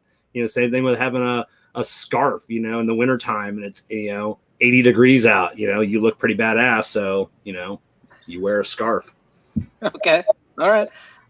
I like the look of a scarf. Don't get me wrong. I've worn them. I've been known to wear them, but usually when it's cold. Yeah. Or you wear those silky scarf. Well, now see, now I'm gonna have Alex all over me. No, you can wear like a silky scarf, like a light scarf for. That's like a Fred Rui thing. Fred could do that. That's the aristocrat. Yeah. It must be an ascot. Yeah. I do own an ascot now for the Bonner Private Wine videos. When's the last time you knitted something? I'm in the middle of knitting a scarf right now. Oh, come on. We got to see it. Nearby? What's that? You nearby? Yeah, I can go grab it. Hold on. Oh, yeah. My wife has all these half-knitted projects lying around her house. She'll make a someone's having a baby. Your new baby's going to be getting something knitted. She does it all the time. I never knew that she knitted. I had no clue. Hardcore knitting. Yeah, she's a knitter. Hardcore knitting. Never knew that about her. See, you learn something new every day. When she gets into a project, there's no socializing for like a month or two at night. She's like done. Tim, I'm with you too. But I guess you could buy cashmere yarn to make cashmere scarves. I have a cashmere scarf here. I haven't worn it since I moved to Florida.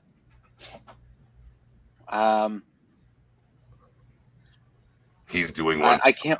Some of the comments are funny. Oh yeah, let's see. Suffer for style. Oh, Michael Herklotz. There he is. Of course, we're talking about scarves. And Michael Herklotz. Oh, here's Kevin. He's back. The scarf. So we've got here's one that I'm getting ready to change colors on it. So, but yeah, here's one that I've got going right now. So you can see that's a scarf. Yeah, that I like hollow tube scarves. I don't like flat scarves. So it's like a double scarf.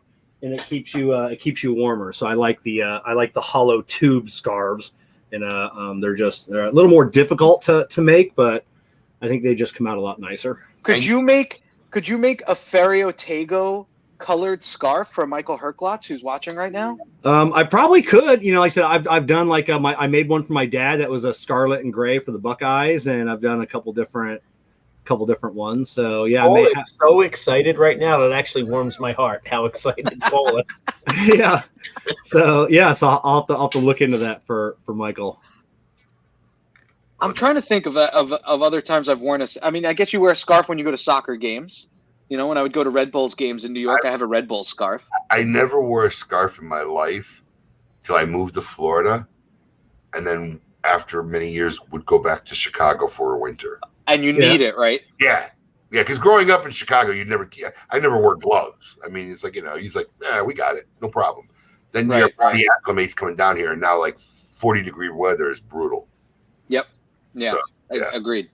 Yeah. So, all right. Well, it's that time. Let's see where our man Coop has got going on this weekend. Do we know where he's at? Is he? I think he's been totally in the studios lately. So because of the internet issues that he had in the other parts of the house. Right. I think he's been doing that, but we'll run his little intro. Hey, yo, what's my theme music? The Scoop with Coop. Breaking industry news. Hear it first on KMA Talk Radio and cigar-coop.com.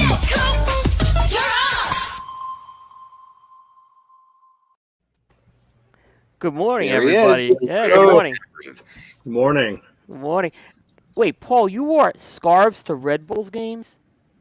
Yeah, because that's a soccer thing, man. I probably have it here somewhere, but I wore like a Red Bull scarf. When I lived up in New York, I went to plenty of Red Bulls games. I never saw anyone in a scarf. I mean, maybe I'm missing something. Well, it's because you never saw Paul. I didn't sit in those elite boxes that Paul was sitting in, probably. Right. Sky boxes, I did work in minor league baseball, so I never paid for a sports ticket in my life until I left that industry, actually. So I didn't know. I sat in the regular stands, though. I sat close, don't get me wrong, but it was fun.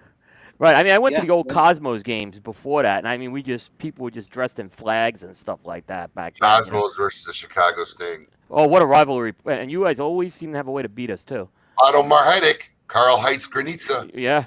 I've just dated myself like decades. Decades. Yeah. Oh, yeah. But, wow. I didn't know, Abe. That's pretty impressive. We grew up. Chicago Sting was actually popular when we were growing up. It became more popular when they went to indoor. The outdoor was very hard to get excited about. The American culture didn't get it or have the patience for it. But when the indoor league started, it even got more popular. And those two guys were always like the all-stars. I think they were like the all-stars of the whole league, not just Chicago. Pato Marheidek and Karl Heitz Granitza. And then the sport just died. Yeah, well, Cosmos were owned by Time Warner, and they had a ton of money. And when Time Warner sold the team, the money wasn't there anymore. And Chicago really kind of took over as that next. They won 2 championships in the last 4 years of the league, so they were a very good team. I think the Cosmos are returning or have returned, haven't they? They've returned, but it's not at an MLS level. So MLS is like it's not Major League Soccer. It's kind of like a Division II or minor. Really? Yeah. They tried to get. I guess the MLS tried to get the name and couldn't come up with an agreement on it.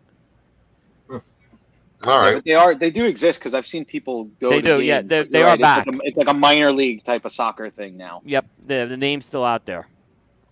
All right, Coop. What's going on this week? So it actually was a really busy week of cigar news, right? So these are some of the main headlines, and I think the big one, the big story of the week was the news out of Ferio Tego, signing the distribution deal with Davidoff of Geneva. So I think most folks know Ferio Tego is the company started by former Nat Sherman employees Michael Herklotz and Brendan Scott. And the news came on Tuesday that Davidoff is going to be handling their sales, distribution, and the fulfillment piece effective immediately right now. I can't say I saw this one coming. I didn't. But I think it's an interesting move for both sides. I think there's a lot of positives you can look at this. It obviously gives Ferio Tego, which is the company that's going to be selling the former brands from Nat Sherman International in their portfolio. It gives them a ready-made sales team, an experienced sales team out of the gate to go. So I just want to be I just want to be clear on this because there's been some confusion. Is it just a fulfillment deal, or are they actually going to be selling the brand for them? They're going to be selling the brand for them. And you're sure on that? Yes. Okay. Yeah, and Michael's in the room. He could correct me, but no, I'm definitely sure on that. Yeah, they're gonna be selling it. Because it was announced at their sales meeting. This announcement happened at the Davidoff sales meeting on Tuesday. And here's the interesting thing about Michael. Michael has a prior relationship with Davidoff, as people know. He ran the two stores in New York City about 10 years ago. Davidoff still makes one of the Nat Sherman lines, which is the Metropolitan Host. So there's kind of a connection there. There's already a little bit of synergy. So I think the parties know each other, and I think they're going to be able to go to war together, knowing each other well. So I think they're two allies there. Very interesting. What else is going on, Coop? All right. I think post getting out of the pandemic is coming, and some news came out of Drew Estate that the Barn Smoker events are restarting up this week. So not this week, later this year. So there's going to be 3 Barn Smoker events. There's going to be one in Connecticut, one in Kentucky, and one in Florida.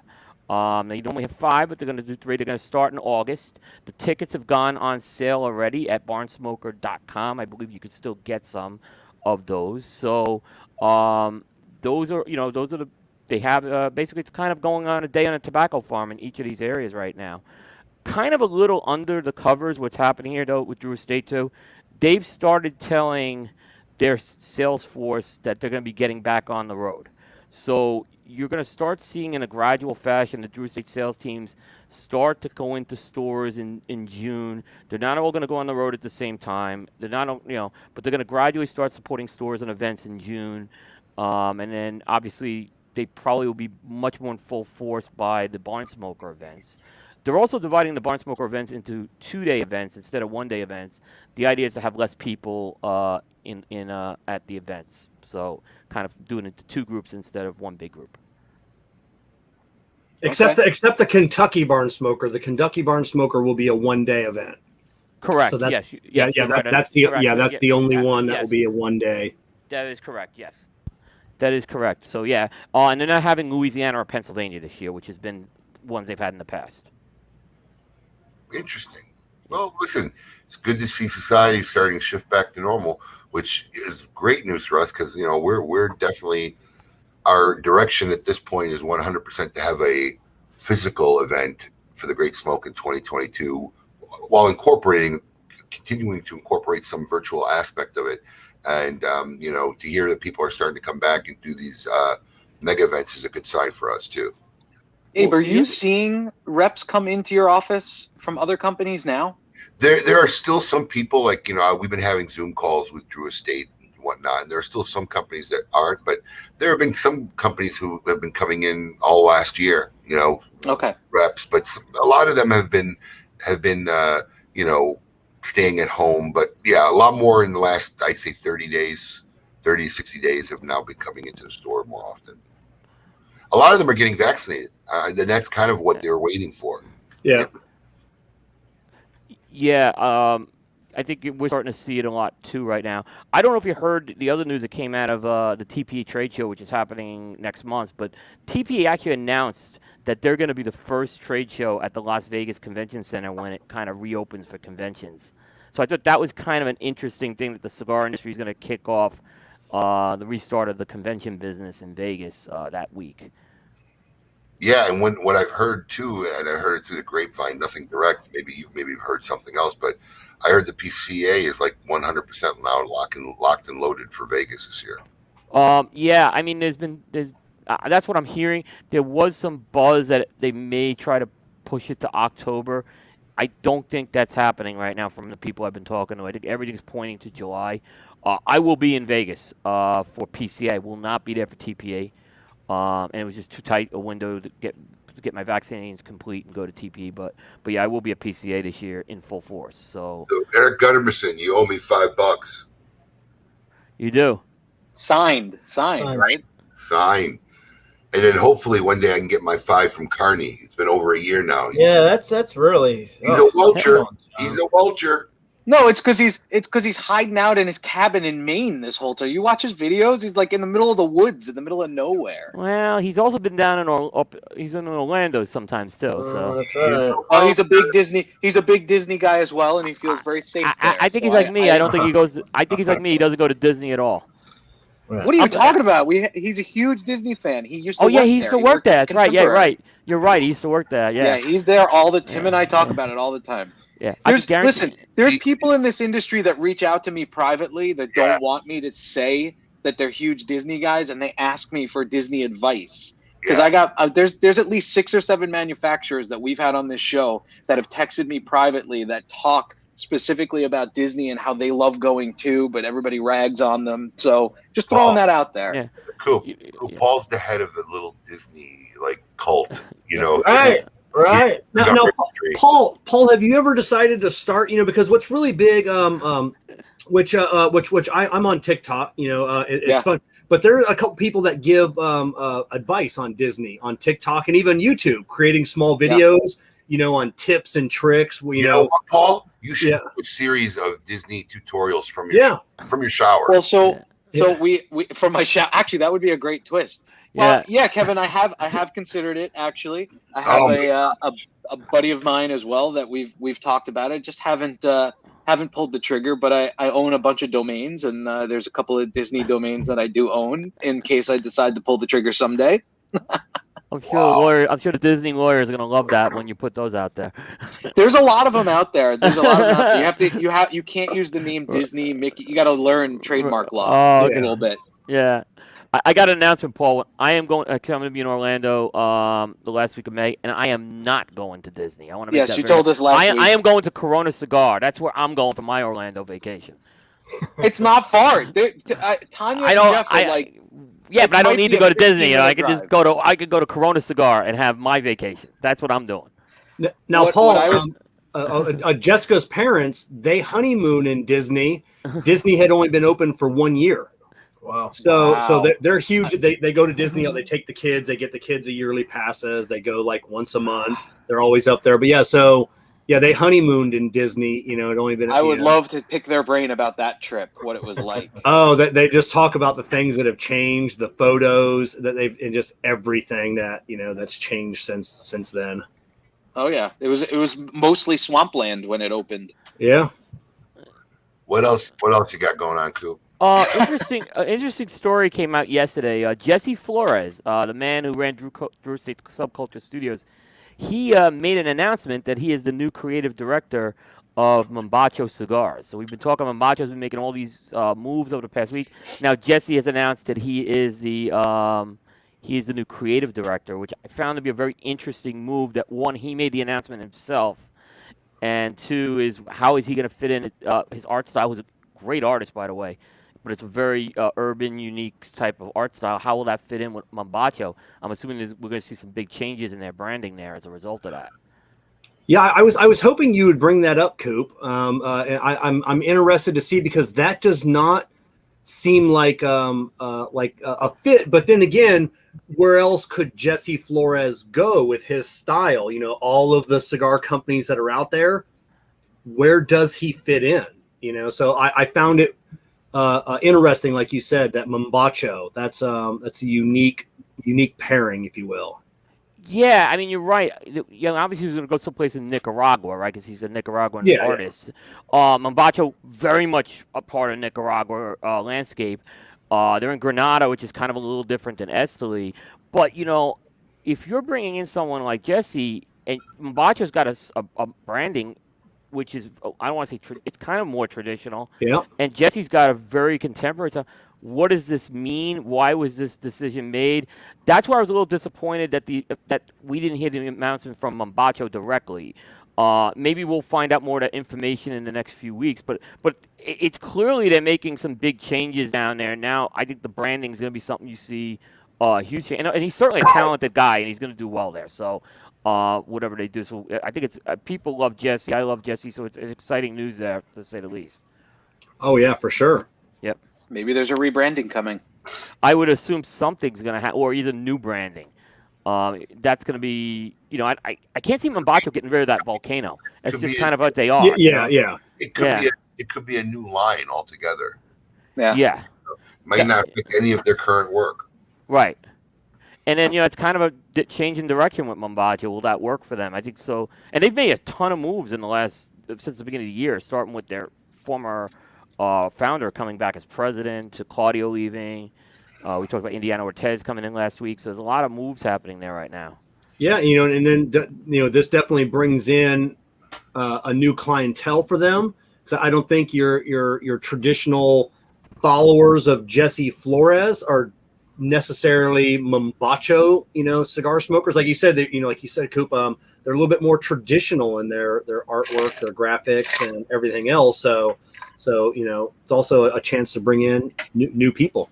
Yeah, it's a great point because Jesse really connects with people. If you've met Jesse, if you've gone down to the factory, you know how he connects with people. That artwork connects with people. It's really good artwork. For even an old guy like me, I appreciate that artwork. And I think people, love Jesse, and they want to. And we see when people love someone in the cigar industry, they get behind them. And it's very easy. Mombacho now is bringing someone very popular in. Who's now going to be involved with the branding of the company. So I think it was a great move for him. Kind of going to a smaller company, I think was a good move for him. All right. Anything else, Coop? Last item is there was some news from Sam Lecia this week. He's been running Stogie Bird, which is a subscription service, for a while, but he's kind of come up with an interesting concept right now.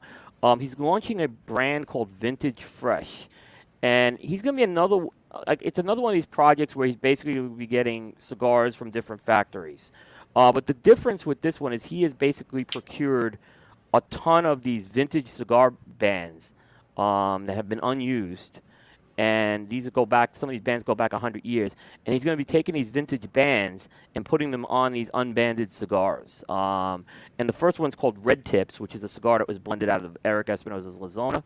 And he acquired these bands. And one of the bands was called Red Tips, so that's what's going to be put on the cigar. And that's going to be sold through the Stogie Bird website right now. So I thought it was an interesting move. I've never seen anyone kind of do that before, when they get these cigars from the factory. So I thought it was interesting. That is a different spin. Yeah. And what do you got going on your show this week? We have it's a really big week. We're interviewing. We're really happy to announce this. Manuel Casada is coming on the show Thursday night. Really? Yes. Oh wow. Yeah. So we're very excited about that. I know a lot of people want. He doesn't do a lot of podcasts, for starters. There's a lot of people who have a lot of questions. Obviously, what's going on with Casada. We're gonna hit all that stuff. So. We're real excited about that show. When is that, Coop? What day? Thursday, the 22nd, 10 p.m. I'd be interested to watch that 9 show. p.m. I'm sorry, 9 p.m. We're going to start a little earlier because it's the DR, yeah. 9 p.m. Eastern. I had a very long conversation with him right after the Great Smoke. He called me prior to the Great Smoke. I said, look, with all due respect, let me call you back in about a week. I'll be able to talk. And just interesting questions and directions, and I think he's looking to figure out how to reinvent the company a little bit, and I wish him the best success. I mean, he's definitely a legacy guy in this industry, and I'll be interested to watch that show.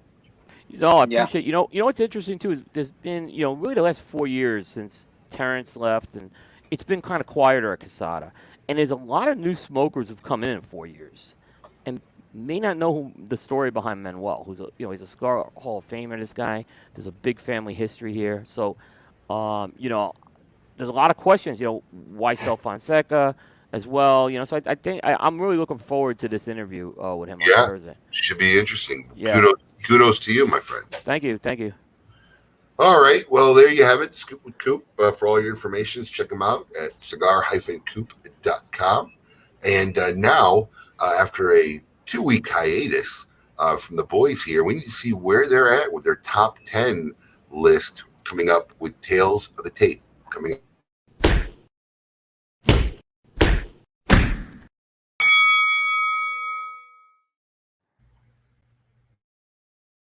All right, so Tale of the Tape, we're finally back. Coming in at number 4 for me, I believe Coop's number 7 pick, Willie Pep, the godfather of footwork. Probably the most skilled defensive fighter of all time. This is a guy who actually won a round of boxing without throwing a punch. And one of the other things about Willie Pep, he really fought a ridiculous amount of fights in an era when guys were fighting, 150 fights. That was their career. Willie Pep went 229 and 11. He was really the epitome of hit and don't get hit, and inspired a lot of the footwork-based boxers that you see today. Go ahead, Coop. So my number 4, I believe, was on your top 10. I know it was on your top 10. It was Joe Louis. It was 5, yeah. Yep, Joe Louis. The man made 25 consecutive title defenses. Some of the argument was that, all right, the quality of the competition, at least in those early defenses, wasn't a good book. You make 25 title defenses, I don't care, because boxers have bad nights, and we've seen it happen over the years. He had some very, very difficult fights later in that run. The Jersey Joe Walcotts, the Billy Cons. He lost that fight trying to come back against Ezra Charles. But at that point, he had nothing more to prove. And, of course, he lost and closed out his career against Rocky Marciano. But just one of the greats, the Brown Bomber. Yeah, absolutely. Yeah. Even, a guy like Ezra Charles can just as easily slip onto this list as not as well. So it's not like fought some big fights. Yeah, Ezra Charles fought some big fights. It's interesting. You got that slot right so far, Alex. You would get all right. Yeah. So I made a prediction of Coop's top 4, which I'm not going to give here. Right. But I also believe I made another prediction, and I believe our 3-2-1 is going to be exactly the same. We'll see. I think they're going to be. And you know what? I'm going to put out. I don't know what I'm going to give away, but I'll give something away for you guys watching. If anybody can pick either Coop or my top 3 in order, I'll figure out some kind of prize to give you. But you have to mention it in this comment here on this show. You can't do it next week. Right. Okay, so just to be clear, they can get either one of yours right. I firmly believe ours is going to be the same, but the first person to get either one of ours right. Okay. It has to be 3 in order. And they got to post it in this one here. Yeah, they can't. After next week, they can't. I know you got to put number 1, number 2, and number 3, guys. I'll just put the 3 names. You got to rank them. Right. Coop had brought up, and it reminded me of the scene from Coming to America. It's like every time someone talks about boxing, a white guy got to bring up Rocky Marciano. Rocky and he's like, fuck Rocky Marciano. Was Rocky Marciano wasn't on your list, Coop, was he? No, he wasn't. No, he just brought wasn't up on the mine name. either. Nah, it just occurred to me that. Yeah. But I think our list, after all this back and forth and guys mixed in between, I think our 3 are going to land exactly the same. Yeah, we've had a lot of overlap already, so there's a few that we were off on, but we've actually been thinking the same way on this. I'm curious. At least the top 2, I think we're gonna nail. So it has to. We got some predictions coming in. Wait, pull up that list again, Paul. I want to look at because I want to see how many of them I counted at least 4. So you got Joe Louis, Roberto Duran, Jack Johnson, Cesar Chavez. So I think 4 out of your 7 picks, unless I'm missing anybody, are both the same guy. Same guys made 4 out of your top 7 picks, looks like so far. Yeah. I'm really interested. These answers are very interesting, Alex. If your theory stands correct, Alex, Sugar Ray doesn't make your list at all. Say it again. If your theory stands correct, that you and Paul both will have the same 1, 2, and 3, Sugar Ray didn't make your top 10 at all. That's correct. Interesting. Okay. That's correct. All right. Sugar Ray Leonard we're talking about, right? Yeah, Sugar Ray Leonard. Sugar Ray Leonard we're talking about, yeah. Teaser. That was a teaser. Yeah, Sugar Ray Leonard does not make my top 10. So, we're only a few weeks away to see who is the number 1 on both your lists. All right. Nobody's even close, by the way. You got to dig a little deeper, guys. Nobody's even close. Oh God, really? Oh, yeah, I would never get it. What are these guys talking about Quentin with some announcement I'm supposed to make? Yeah, I was wondering that too. I didn't understand that. I don't understand it. Quentin thinks that you have the scoop on Casey Aldemani's new job. Yeah, that's what it is. Aldalami. Why would that be? Why would that be? No offense. Why would that be news? Unless he's got like a national. Yeah. It's Eric Guttermerson and it's Casey Aldemani. Yeah. Okay. That's the way it's going to be. I love Casey, but I don't see how he's newsworthy. If he's newsworthy, I'm sorry. I mean, I would have a press release, right? If it's newsworthy, I don't have a press release. I honestly thought he was working at Benjamin Moore Paints, but apparently that was a joke. So I thought he's like retired. I thought he was like retired, living on like living the good life, actually. So Casey came to Florida to semi-retire. Yeah. Then got a couple job offers. Was supposed to start right before COVID, and COVID hit, and it kind of all fell apart. Yeah. And supposedly he started works recently. So yeah. And Quentin is obsessed with what he's doing.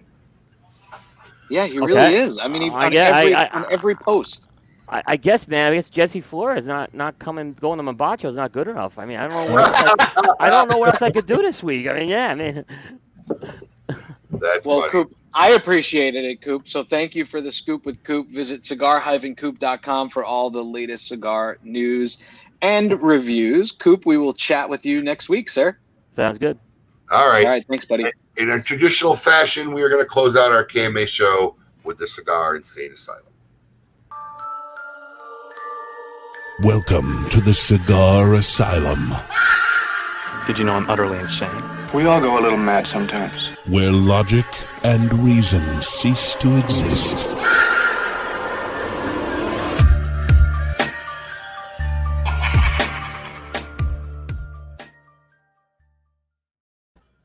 All right, everybody. This week's Cigar Insane Asylum literally lived every remote worker's worst nightmare.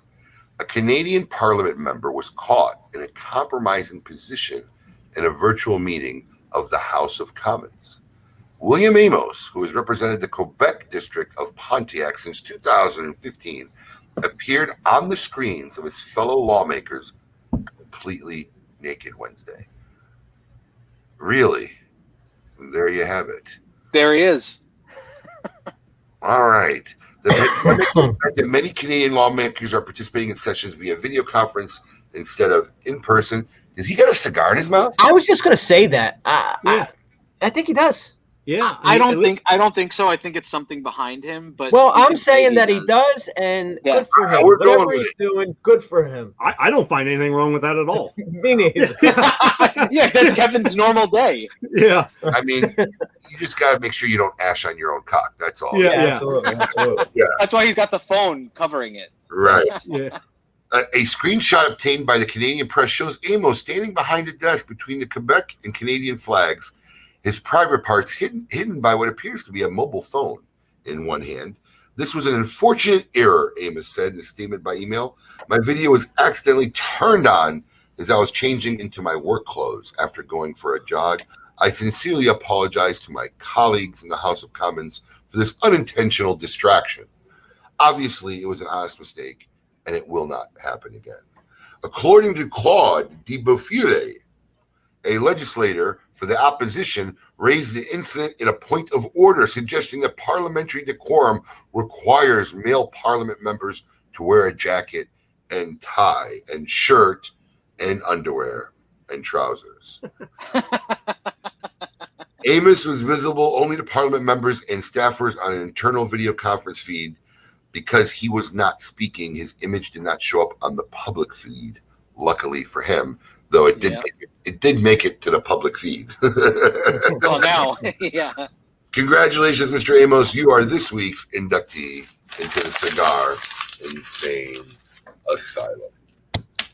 There you go. I've been close to doing that accidentally in this remote world. Well, God knows there was tons of videos last year of kids being homeschooled and mothers walking in the background naked and whatnot. I mean, listen to me. I'm telling you, when my kids were doing that homeschooling, you got to think about this. I had 4 kids spread out through the house with laptops and mics and cameras on. Everywhere, I was walking through my house like there was landmines everywhere. Careful of what I wore, what I said, what I did. I mean, literally, it was like crazy. Because I could totally be guilty of saying something not right for a class. Oh, yeah, I'm sure. Young children. Not appropriate. Not appropriate. Well, listen, everyone, thanks for joining us this week on KMA Talk Radio. We hope we entertained a few hours of your Saturday morning. Do we have a show next week, Paul? I didn't see anybody on the sheet. Well, you never replied to me this week when we discussed that. Pretty sure I did. Because I have a wedding. How many weddings can you possibly go to? It's I mean, look, Coop. Look at Coop. He's dying. Look, he's Another dying. wedding? like, yeah, I don't. It's my like, sister-in-law's wedding, and I had it noted. Wait a second, there, isn't but I she guess married already? Yeah, wait. She is technically married, yes, and we did go to that ceremony. But this is the ceremony. Didn't we not have a show for one of her weddings already? Yeah. You only get once. You only How get does once. this- Yeah. But wait, multiple weddings? Like, what is Don't get me started. One was like a private ceremony, Is it? and this is like the big ceremony for the whole family. I'm just telling you right now, you're not taking off. If I told you the You're not other taking details off in it, for you the would. next wedding. Well, listen. As far as I'm concerned, if this marriage doesn't work out for her, we're not going to the next wedding because we already did two. So. I'll take you that will. bet. I'll take that bet. I'll take it. Yeah, I'll take that bet too. Yeah. I'll take that bet right now. I've never seen a guy that loves weddings as much as Paul. Loves Is there another bachelor party? Like I don't love them. I just, it's family. What am I Just gonna do? say no. Just say no. Do you have to travel for this wedding? Georgia. Yep. Yeah, we have to go up. You guys are dragging all the kids and the dogs to Georgia? Not the dogs. I have dog sitters that normally watch the dogs, so they will be here for that. Wow. Unless you're offering. No, because you didn't trust me to come in your house. No, It's not that he didn't trust you. I just. Oh yeah, I you just didn't remember that? He's like, I needed somebody to walk. I said, why did you tell me? Yeah, I thought about that, and then I saw you like creeping into our cabinets and our drawer. I'm like, what? I think, all right, dude. Don't ever. No, he might find something incriminating and take a picture. Dog walk your dogs ever. Looking into your cabinets. That's so. But you want to know who thinks of that shit? The people that would do it. Yeah. Oh yeah. That's who thinks of that shit because that's the crap Paul would do. Yeah. Paul would want to know what bra sizes some girl would be in. No, stop it. No, I've I would never just done mess that in with my like life. I'd mess with his toothpaste. So like inject hot sauce in his toothpaste. So you'd never see that coming. Yeah. I'd mess with little things. So my wonder is like, what is the fear? Like, would you be afraid of him finding? Like a leather Mickey Mouse suit or something? Or like, what is it that you're like, I don't know. Listen, there's nothing really, but I don't know. Like, I don't know. Paul shower. You want to mix business and I don't know. It was just weird. I don't know. There you have it, folks. It looks like we'll be having a best of next week. Back to full force after that. Everyone have a great weekend, and we'll keep it lit. Oh, hit the thing, will you? Hold on. We're all sitting here awkwardly. I'm sorry, you threw me off. Here we go. Thank you, guys.